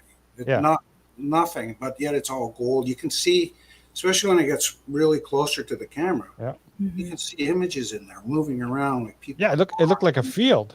Yeah. It looked like we were looking through like a like a for lack of a better term, it looked like we were looking through a portal Yeah. into a field. Yeah. Right, and that's the way it appeared. Like, I mean, I remember watching that. That's stuck in my head. Like, I don't think I'll ever forget that one. I remember the light being rectangular too. Like the I couldn't see it, but the way it was casted upon what I was looking at looked rectangular, almost like a doorway. Right. It was very weird, and that's by far the weirdest experience I had with just looking at this, trying to grab. I could not see it. I could look around the corner and I could see the light, but it's like I still couldn't see the source. It was the weirdest experience for me. Where I'm sorry, where can we see this? Yeah. I haven't seen this. Yeah, I did put it on. I can't even remember. It was so long ago. Was it YouTube? It's on YouTube. I called it The Wall. It's on your YouTube channel, is it not? Yeah, it's on my YouTube channel. Yeah. Okay. I'm not a big I'd love to watch it. But I've had film experts look at this. I had a movie guy come down. He looked at it. He wanted to buy it, but I'm not going to sell it for it. Yeah. You know, because he said, and he was pointing out stuff. He said, "Did you see this? Did you see this?" I said, "No, I didn't see that." But come on, Richard. If David Cronenberg came up to you and said, "Hey, I want to make a movie out of this,"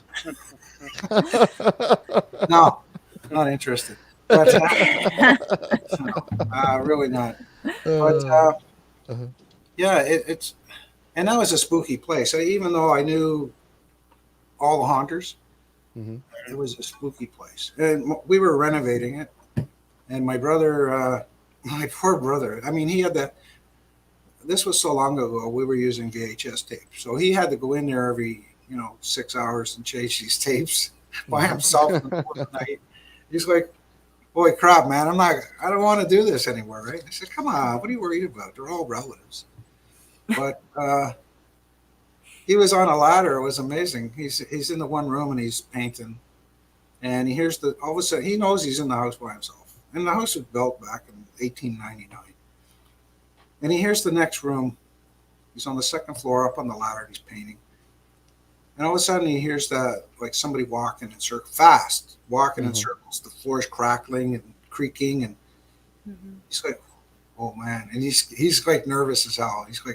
He's standing on a ladder. He's trying to decide what to do because he's got to go out of the room, get to the stairway, and then down and out, right? But the stairway is right next to the room that's all this noise coming from. All of a sudden, this noise bursts out of that room into the hall, into the room he's working. He's watching. He can't see anything, but whatever it is slams right into the ladder. The paint goes all over him, and he's out of the house, man. It's like he's standing in the street, covered in paint. He's on the phone. "Get down here, man. What the hell's going on?" He says, "I'm not going back in." They had contractors come in to try. They had to change some pipes and stuff. They would phone and say, "Can you come and get our tools? We're not going back in the house." So we'd have to go in, get their tools, bring it all out, try and find another plumber. And like, oh my God. So I don't know what's happening with that house. We sold it. But I can't imagine they're having fun there.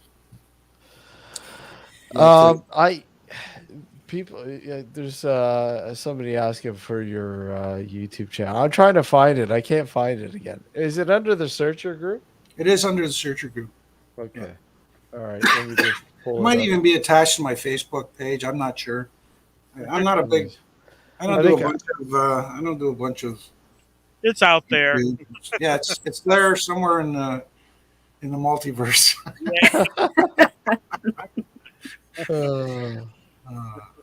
I know I'm I thought I was subscribed to, but I guess my other channel must be the and if you look at it, Luke, if you look in the show description here on YouTube, you'll find Christian's YouTube channel. And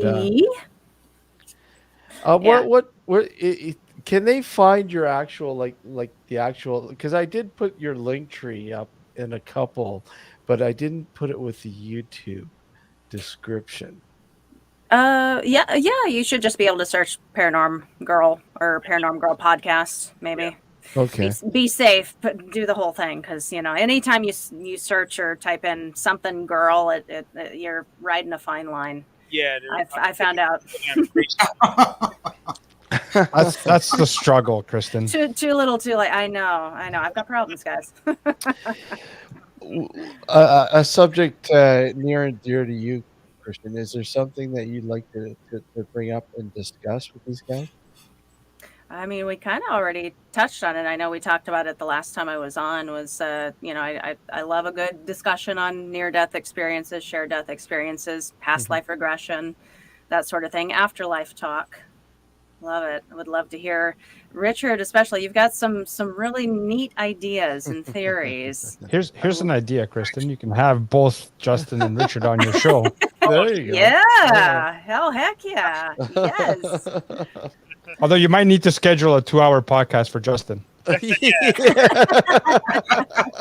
two-parter. Poor Justin. Only Hey, no. Hold on. The whip. You know we love you, Justin. We just do it because we love you. I know. only if you bring that cat with you, Justin. That was my favorite part. Actually, this where I got her, she was. I was traveling for work, and I think she's only like about 5 years old now. But I was traveling for work in Central Illinois, which I had a crazy experience while I was out there. The first time I found her in a ceiling. Long story short, I found her in a ceiling and in the hotel that I was renovating, and they called me up saying we're hearing that cat again, and I was like, well, she tried to escape me the last time. I don't know if I can grab her. Luckily, she's actually in the wall. Even though I call her ceiling cat, she's technically. I originally found her in the ceiling, but the funny story is that we first arrived there. And when I passed, I'm from Northern Illinois. Well, I'm from Chicago, but I resided in Northern Illinois for most of my life. And while I was traveling for work, I was living up there. And the energy from Northern Illinois to Southern Illinois is you can feel it almost when you drive past it. It's so interesting. I remember not saying that I've always had hard times to sleep, but I was awake. Like it's very relaxed out there, but there's something about it, and I don't know if it's with the history, with the geological location, because we have all sorts of things going on in Illinois, from coal mines to uranium, which is why we have radon issues throughout the state, and so on. Maybe that attributes to it more so in the Southern Illinois area, but there's a lot of stories, ghost stories and so on. And they told us at the hotel, hey, there's some weird stuff that happens here and there. And one night I'm sleeping, and I had a bunk roommate with me, so we were sleeping in separate beds. No, actually, fine. We're sleeping together. I like to take the opposite side of the bed and put on the link. No, we're sleeping in separate beds, and it's about 3 o'clock. I want to say in the morning when I feel this. Literally, I feel something, and I literally wake up, and there's someone. And the funny thing is, this is not like the light situation where I thought it was the most weirdest experience. No, this is not weird to me. But I saw someone in overalls standing in the shadows, but at the end of my bed. And I looked over, and I'm trying to wake up, and I'm like, hey. And I look over, and it was gone, and I'm trying to say this. So maybe it was part of a sleep paralysis, or maybe it was part of the dream. But most definitely, it was a weird experience, and I would have dreams. Little did I know, even though I was somewhat aware, there's a cemetery that's literally, you could just walk to it. And part of the area was cemetery. So I'm assuming maybe some of these experiences could be related to there or whatnot. But most definitely it was a creepy place. And that creepy place is where I found this cat who's 5 years old, who could not leave my side and not leave me alone when I'm trying to do podcasts. See, overalls seems like a very specific thing for your mind to just pull out of nowhere, Yeah. Oh, yeah, that's how it works. Everything is something, something. Meant to be. Oh, wait a sec. It's gotten quiet here all of a sudden.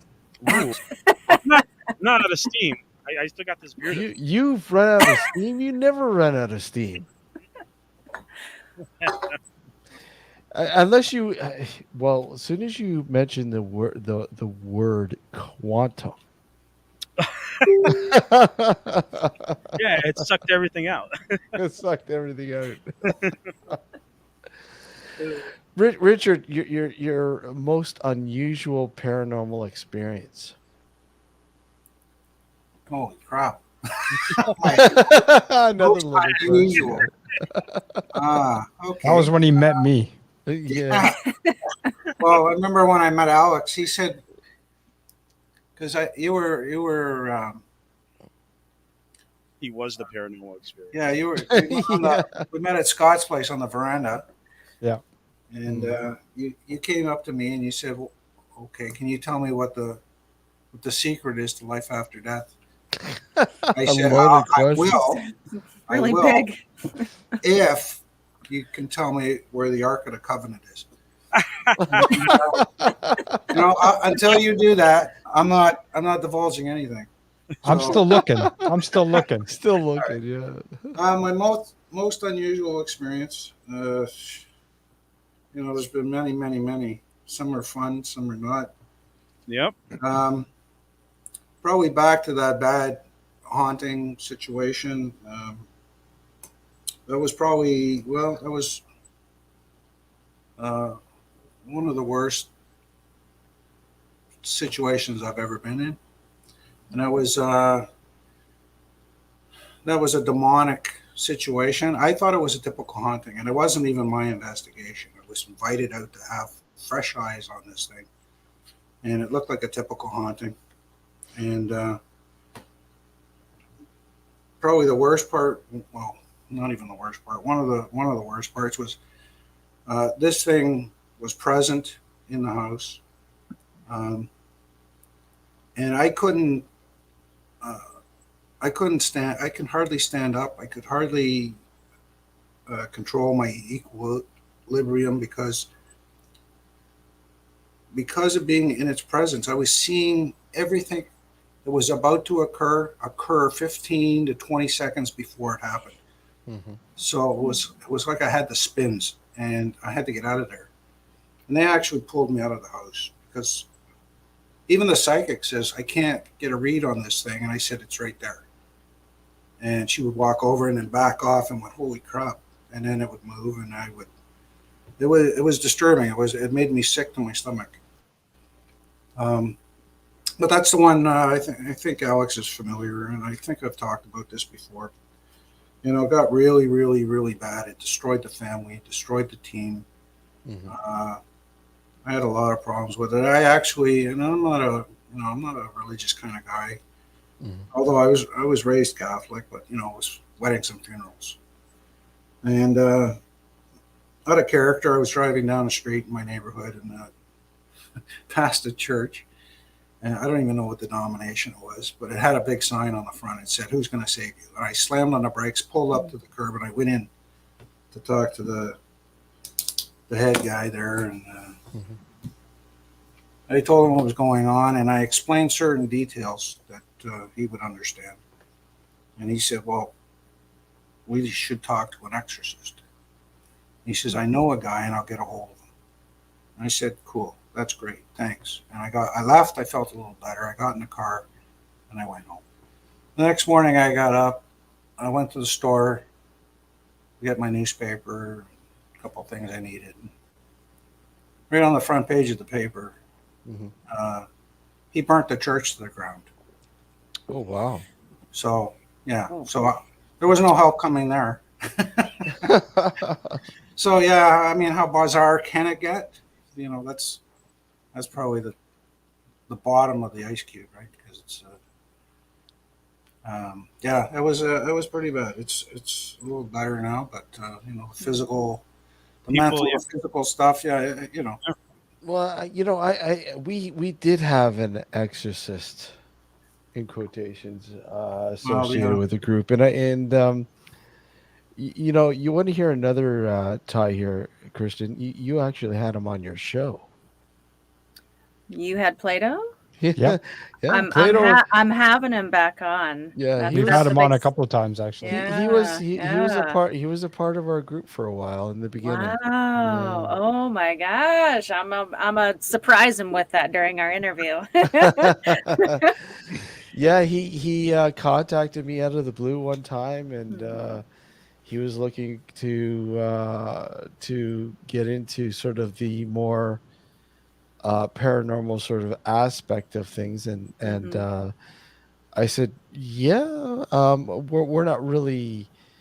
I don't think we really go down that route, but yeah, sure. And it's amazing how much he's branched out since then. He's branched out quite a bit actually. Yeah. But we still keep in contact. He's a super nice guy. And I do refer I still refer cases to him. Yeah. So. That's where I landed with him, because having him on, I was very nervous because I was like, oh, he's an archbishop and he's an exorcist. It's like, because I'm generally, I don't come from a faith-based point of view on this stuff. Yeah. So I didn't know how it was going to go. I knew it was going to be interesting. I just didn't know how it was going to go. But in talking to him, he's a very wonderful human, like a very nice person. And when it comes to the paranormal, he is able to say, hey, this is my faith, and this is what I can bring to the table. But I want to include all of this. I want us to collaborate in that, which is not something that I was expecting. Yeah. From an exorcist, or if you're coming from a very Catholic exorcist point of view, that's not something you're expecting. So for him to be very all-inclusive about it was that was a relief and a breath of fresh air. I really appreciate him. One of our longtime listeners has just came in to chat there, Alex, Terry, and I know you're wanting to see Frankie. Mascot. And I just, you know what? I want to take a moment here, Alex. We haven't mentioned this yet, but one of our longtime listeners who actually provided some of the music to the show and to the upcoming documentary, The Dark Woodlot. Ron unfortunately passed away last April. We just found that out. We hadn't heard from him for a while, and doing a little bit of background check, we found out he passed away in April. So we absolutely would like to send out condolences to his family, and it's really sad because Ron was a nice guy, and he was constantly popping in the chat during our live shows here on when we started up here on YouTube. So. Sorry to and he hear was the only winner of our only contest we ever that. had. We only had one contest. We gave away one of our classic double-sided T-shirts, and he won it. So it's too bad. It's really sad to hear that. But sorry, I didn't want to down anyone, but I thought we needed to get that out there. We haven't said it yet. We haven't mentioned it, and I felt we needed to. Since, sorry, Terry, you sort of give us that sort of. I'm just kidding, Terry. But it's good to see Terry in chat there. Thanks for joining us. So, when you guys think of the paranormal, your sort of end game with the paranormal, we all know it's the unknown when it comes to the scientific sort of realm. It's yet to be explained. Much of it is theory based and blah blah blah. But each one of you, I'd like to hear, what does the paranormal mean to you on a personal level? And we'll start with Kristen. Oh God, no! Because I want to see how somebody else is going to go, so I know what to say. What does the paranormal mean to me? Yeah. It's, at some point, and I think it's going to happen in my lifetime, I think that we're going to be able to link the science with the paranormal. One will support the other, because ultimately I think we're going to find out that we're talking about the same thing. We keep talking like they're two different worlds, and I don't think it's so much that as we've always believed it to be. So the paranormal means to me, it's another sense of reality. It's maybe something that we don't fully understand, clearly understand, because we're looking at it with very primal, fear-based eyes, physical-based eyes right now. But we're going to come to understand it much clearer with time, and we're going to understand it. It's a lot more real and normal than we think it is right now. At some point, that's my theory. So yeah, paranormal it's a sense of reality. Justin? I think she's right on there. It's true. Yeah, it Just does like mean. Barry said, it's all about that subatomic level. Mm-hmm. Yep. Eventually, what is unknown will become known, and Yeah. that's pretty much where it is. For me, though, I mean, it's because life is boring, and Speak for yourself. Also true. Yeah. No, I wish it was like supernatural. I wish I could be hunting ghosts down and demons and whatnot in that sense. But even though that's all fun and dandy, I think there's a little more mystique in trying to decipher these weird anomalies, and that's just it, trying to understand the anomalous world, and that's really it for me. Besides all that, yeah, I mean, we found out everything else, so why not delve into this? Richard? For me, it's just a personal journey. I've just decided that I want to know things. Since I was 4 years old, I want to know everything. So whether that's good or bad, sometimes it is both. But it's just a personal journey I've taken, and once in a while, people join me and come along on that journey, and whatever I find or learn or think I know, I share it. And those that are interested look at it, and those that aren't go their own way. But but I agree. I don't know. I hope what you said is correct, and I hope they merge science and and that's one of the things I've come to the conclusion of is that we can push this into a soft. We're going to take it from pseudoscience to a soft science, the way it should have been, the way it's supposed to have been in like psychology, because that was a soft. Well, look at parapsychology. That's what it is. And that was the Currently, intention. All right, psychology is a soft science, not a hard science, but Mhm. we can take it from pseudo to a soft science. I believe I have the plan. I have the path. It took me a long time to come to those conclusions, but like I said, it's not going to be with a $20 EMF meter. Nope. This is what I've calculated, and how to do it is. What's wrong with my cheap EMF meter? We're talking right now, currently $1.2 million to put that on the table. Yeah. But Let's the get that GoFundMe going. So, let me ask you, how do you come to this calculation? Like, because this why- is going. why- I don't sleep. It's 24/7, and all this stuff is 24/7. I could see. I agree with you on that. Yeah, I don't Well, it understand. would cost a lot of money, obviously. He's Yeah, just been absolutely. adding it up over the last 43 years. You gotta remember. $1 million of that 1.2 is Richard's salary. No, I get nothing. What I do get, what I insist on, is to have the credit. Yeah, Unfortunately, I won't put it out there because there's half the population on the planet now would just steal it and make it pretend it was Oh, theirs, yeah. right? Because everything I put out there so far has ended up in a Simpsons cartoon or somebody else's work.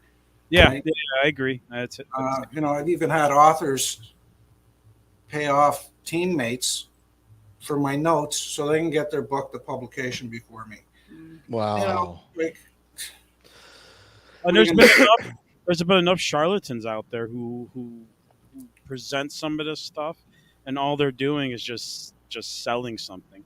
In a sense, no matter not that this is a personal thing or something, but given that Richard is being sincere in what he's saying, given let's say some of the people that were popularized, like I'm trying to remember who was the tough dude that was talking about quantum mechanics and a bunch of stuff like that? And then he got in trouble recently that he was literally just paraphrasing and copying someone else.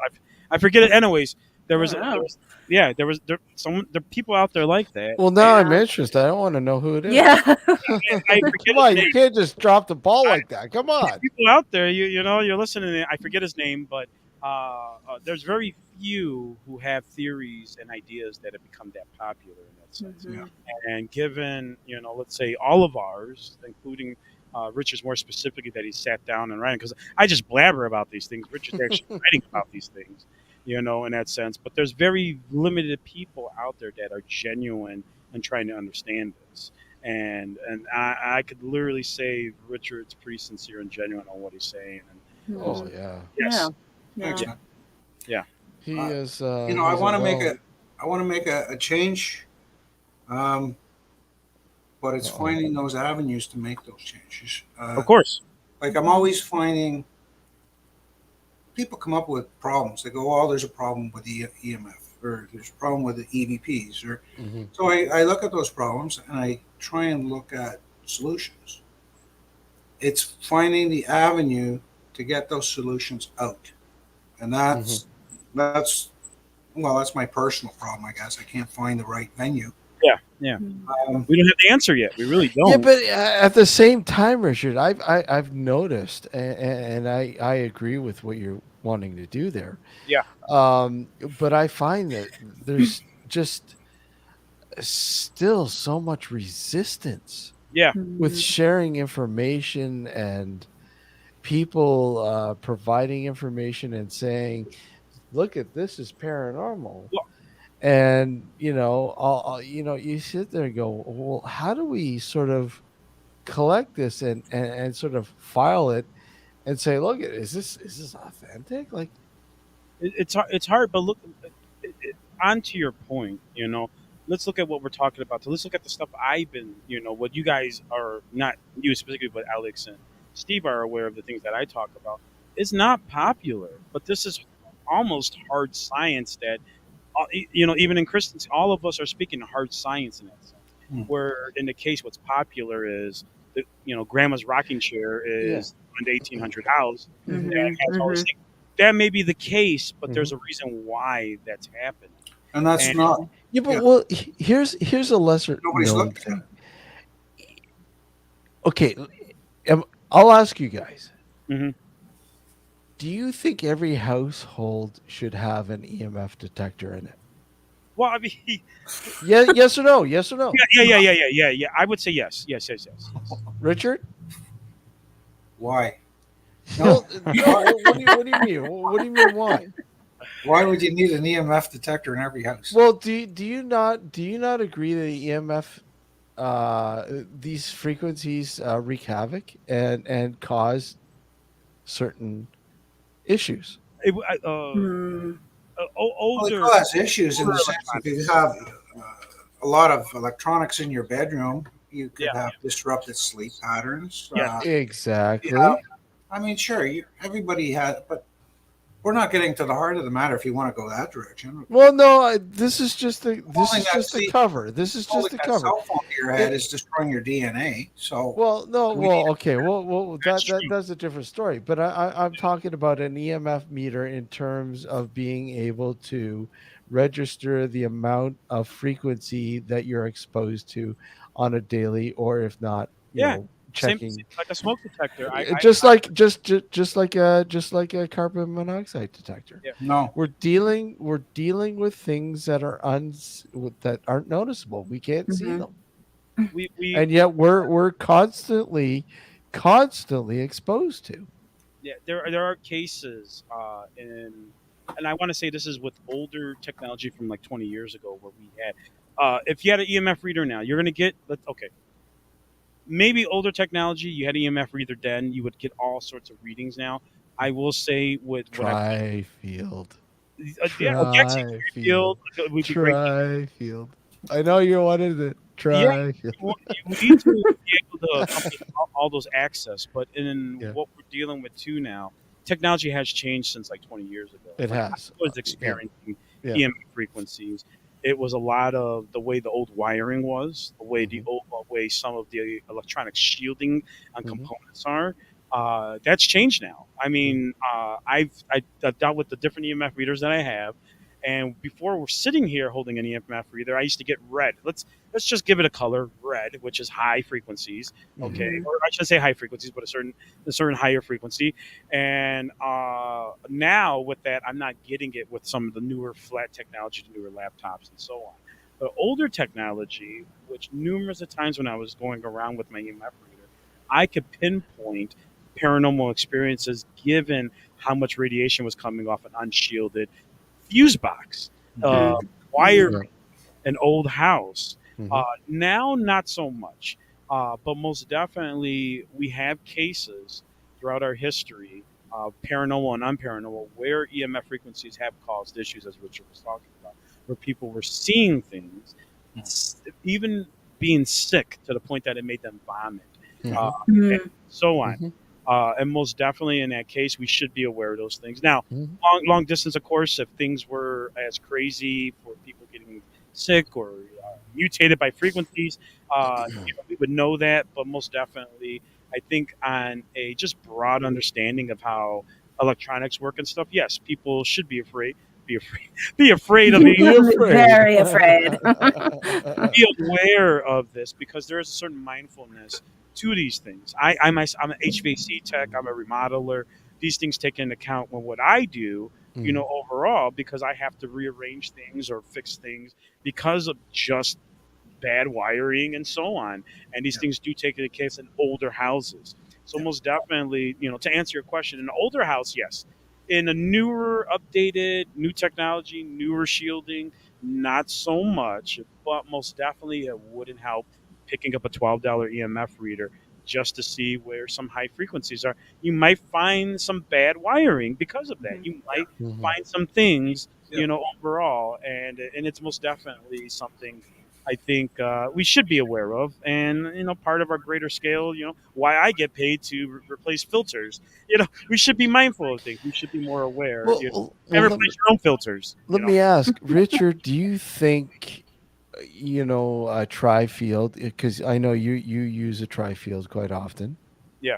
Do you think these devices explain a lot of things that might be considered to many as being paranormal, but yet most likely environmental? Yeah. Well, that's why we use them. Yeah, exactly. You can't walk into a place with all these meters and gadgets and equipment and go, oh, it's a ghost. Yeah. We have a great responsibility. We need to know the parameters of that piece of equipment, how it works, what typical readings you might get, what can change those readings, right? And what's the norm? Yeah. That's our responsibility to go and ferret out what's normal. That's why we take baseline readings throughout the house or the building or wherever you are, using various different meters. And I use all kinds of meters, right? Tri-field, I use typical Gauss meter. I use single axis or natural EMF. Yes. I use a frequency counter to find out what kind of frequency is floating around. When I was up at the farm, I found a weird frequency in the middle of the stairway. It didn't make sense. It's 4 hertz. What's it doing there?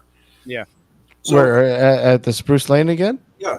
Yeah, that's right. And that's where Alex and Gord both and different dates were feeling ill. Right, and it shouldn't be there because I checked that stairwell. I went down underneath the stairwell. There's an electrical panel there. I checked that panel with several different meters. There was not really a lot of leakage coming out of it, but that's our responsibility, and that's why we go there. We have to first say, count all that stuff not out. Natural. What you're experiencing is not natural. Once you remove all those possibilities, then you might be dealing with something. Yeah. It's the ones that walk in and they go, "Oh, look at that! That's a ghost."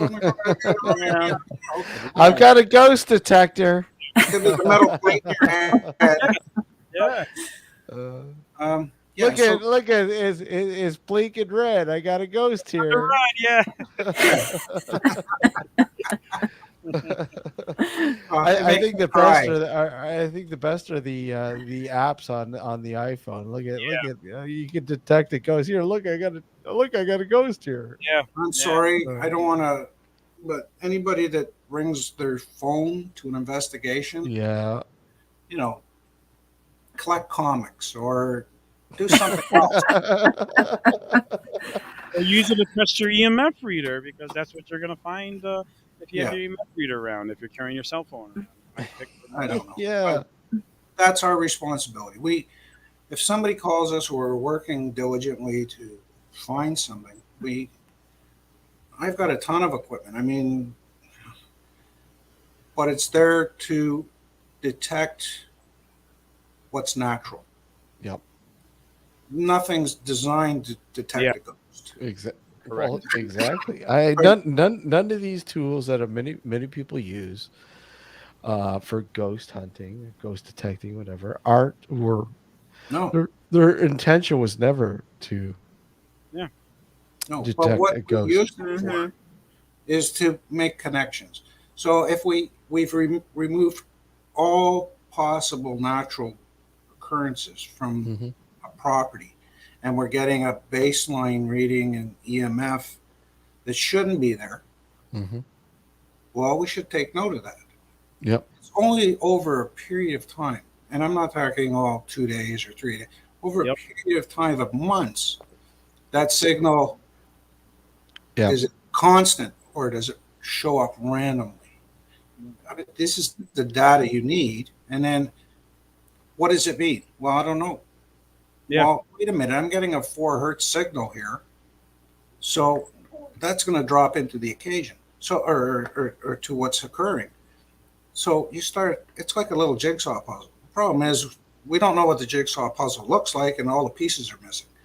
Right? So we're just picking little pieces here and there, and we're trying to put it together as best we can to come up with some conclusion. But these guys that walk around thinking this equipment is going to pick out a ghost in the middle of a room and say, "Oh, definitively, I got a ghost here." Yeah. Makes That's me the cry. purest inception. Yeah. And that's thanks to Paranormal TV for the most part. You know. Oh, don't get me started. Yeah. I don't think get any of us started on the That's TV another show. 4 hours. Yeah. That's another show. God. That's another 2 shows. Yeah. You know? One we've explored. I don't know how many times. That demons. Demons, they're everywhere. Oh, God. demons are. And Justin, you come in from a religious background, I understand it, but I have to say one thing. Mhm. When you were talking about heaven and hell, as far as I can tell, does not exist in physical places. Of course. I've talked to rabbis and pastors and priests, and some of them are hard conversations for them, because I reminded them all the great religions of the world all believe in Judgment Day, and that was the hard question. I said, so what happens when you die? Well, you go to heaven and hell. I said, well, hold on a minute. Then what's Judgment Day? So you're saying the ultimate power can't decide at your time of death, so they're going to send you somewhere, heaven or hell, and then on Judgment Day go, oh crap, he shouldn't be there. Mm-hmm. No, they are somewhere. Yeah. And they are ghosts, and they are roaming the world until that day. And I get everyone I've talked to, be it priest or pastor or rabbi, have agreed. Yeah, it makes sense, because they're not going to make that mistake. Even Pope John Paul II, before his death, and it was probably the hardest thing for the Pope to say, is heaven and hell only exist here. What you make of them. And that falls into the memory matrix. Conditioning. Because in your life review, you're going to pick a slice of time to exist. And in that existence, you're going to build a reality. and Yeah, become which is a reality bubble. yeah. And you're going to float around, and all the people you want to know, all the people you knew, all the places you want to be, exist in that world. They could still be alive. It doesn't matter. They're your representation of them in your reality, and that's going to float around out there. And sometimes we bump into them, and we see their reality. It scares the crap out of us usually. But that's what I think on the subject. But yeah, so it's what we make of it. Yeah. Everything's our choice. We decide, and we can be our harshest critic, and that's why we get a lot of ghosts. Every house is haunted, but most of them are in a comfort place, a happy place, right? It's oh man, I was 16 up at the cottage. I met this terrific girl and all my friends. We were sneaking beer, and that's my happy reality. That's a slice of heaven, and that's where my bubble is. And you're never going to hear from me. I'm never going to haunt you. And it's the one that was right at the end where they went, oh, I'm a victim, or I didn't like what that person did, or I got a secret to hide, or I was a murderer, or those are the ones we encounter all the time.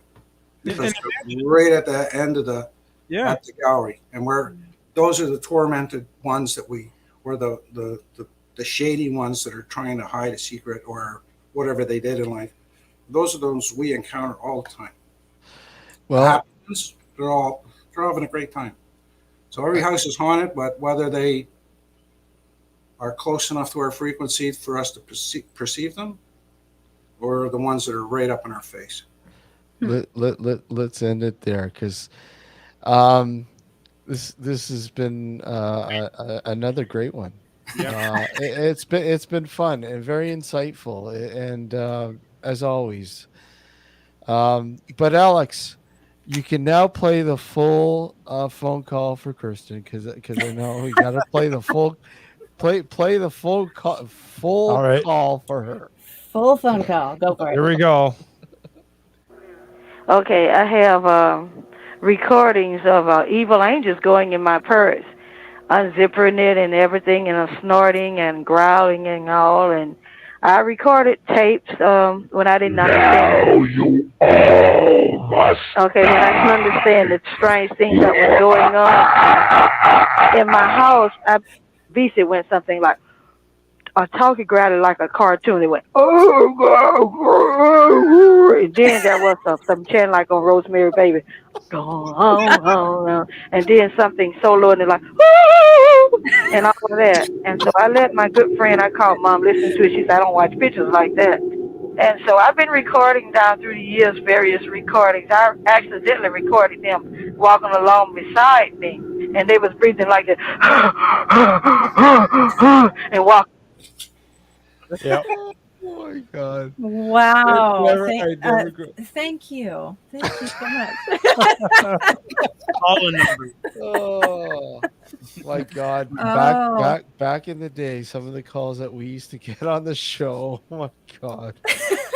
There's a prime example. Not to say they were all like that. I mean, we did have some really intelligent conversations with some of the callers, but oh my God, some of them were just wow. I'm so glad you kept that one. My goodness. Yeah, that's a keeper. That's a keeper. Yeah, that's a keeper. Yeah, gold star, man. Yes. Guys, once again, get your information out there for the viewers now, because we've cut new visions, but let people know where to find you guys. Start with Richard. Go ahead, Richard. Yeah, if you want to get a hold of me, you can get me through Facebook, or you can go to my website, or just email me at richard@thesearchergroup.ca. Yeah, any questions you have or any knowledge you want to send my way. And we threw your both your YouTube and group page links in the chat there. So. Oh, terrific! Awesome. Yeah, I see those. I don't keep track of this stuff. It's just I'm sort of a behind the scenes kind of guy. But, Kristen, go ahead. Yeah, I'm I am on all the socials at Paranorm Girl Pod. You can find my website, paranormgirlpod.com. Email me, paranormgirlpod@gmail.com. It's all the same. And you can catch the show on really anywhere you listen to podcasts. It's everywhere. And we highly recommend you listen. 5 stars. We love the show. We do. We absolutely love the show. Thank you guys. Justin. Yeah. You can find me here sometimes. And Sometimes, yeah. Sometimes. And you can find me at the AnomousRealNetwork.net. Well, actually, I'm sorry. They've been having. I'm sorry. Thank you. That's the reason why I'm changing over the server. The AnomousRealNetwork.podbean.com is the easiest place to find anything about me. Or search Justin Villarreal, and you can probably find something from a decade ago where I'm rambling off then too. So, and any questions or anything like that, please throw them in the chat. Let the guys know stuff I can elaborate on or further ideas for shows and so on. I'm always up for it. Guys, it's been a blast, and we would love to have you. We'd love to have you back for another one, and hopefully, Reeves can join us the next time. So, Reeves, get better, man, and guys, take care. Thank you so much for joining us this evening. Next time you invite me, I want to talk about why I believe cow mutilations are actually incubators. Wow. Well, now he's really going out there. Why'd you leave that to the last minute, Richard? Yeah, why you only bring that in now for? Well, I'm just, interest for the next time. Come on. Now people in chat are going, well, I want to know more. You got to leave them wanting more, Richard. Yeah. Yes, know how it Thank is. you. Yeah. Thank you. See, she knows her stuff. I'm telling you. You heard it here, folks. The next one will be on cattle mutilation. Oh, God. Take care, guys. Thanks again for joining us. Thank you, guys. Everybody in chat, thank you for joining us. Love the support. Like and subscribe to the to the channel here. Take care. We'll see you next Sunday night. Night. Good night, folks. Bye. Right.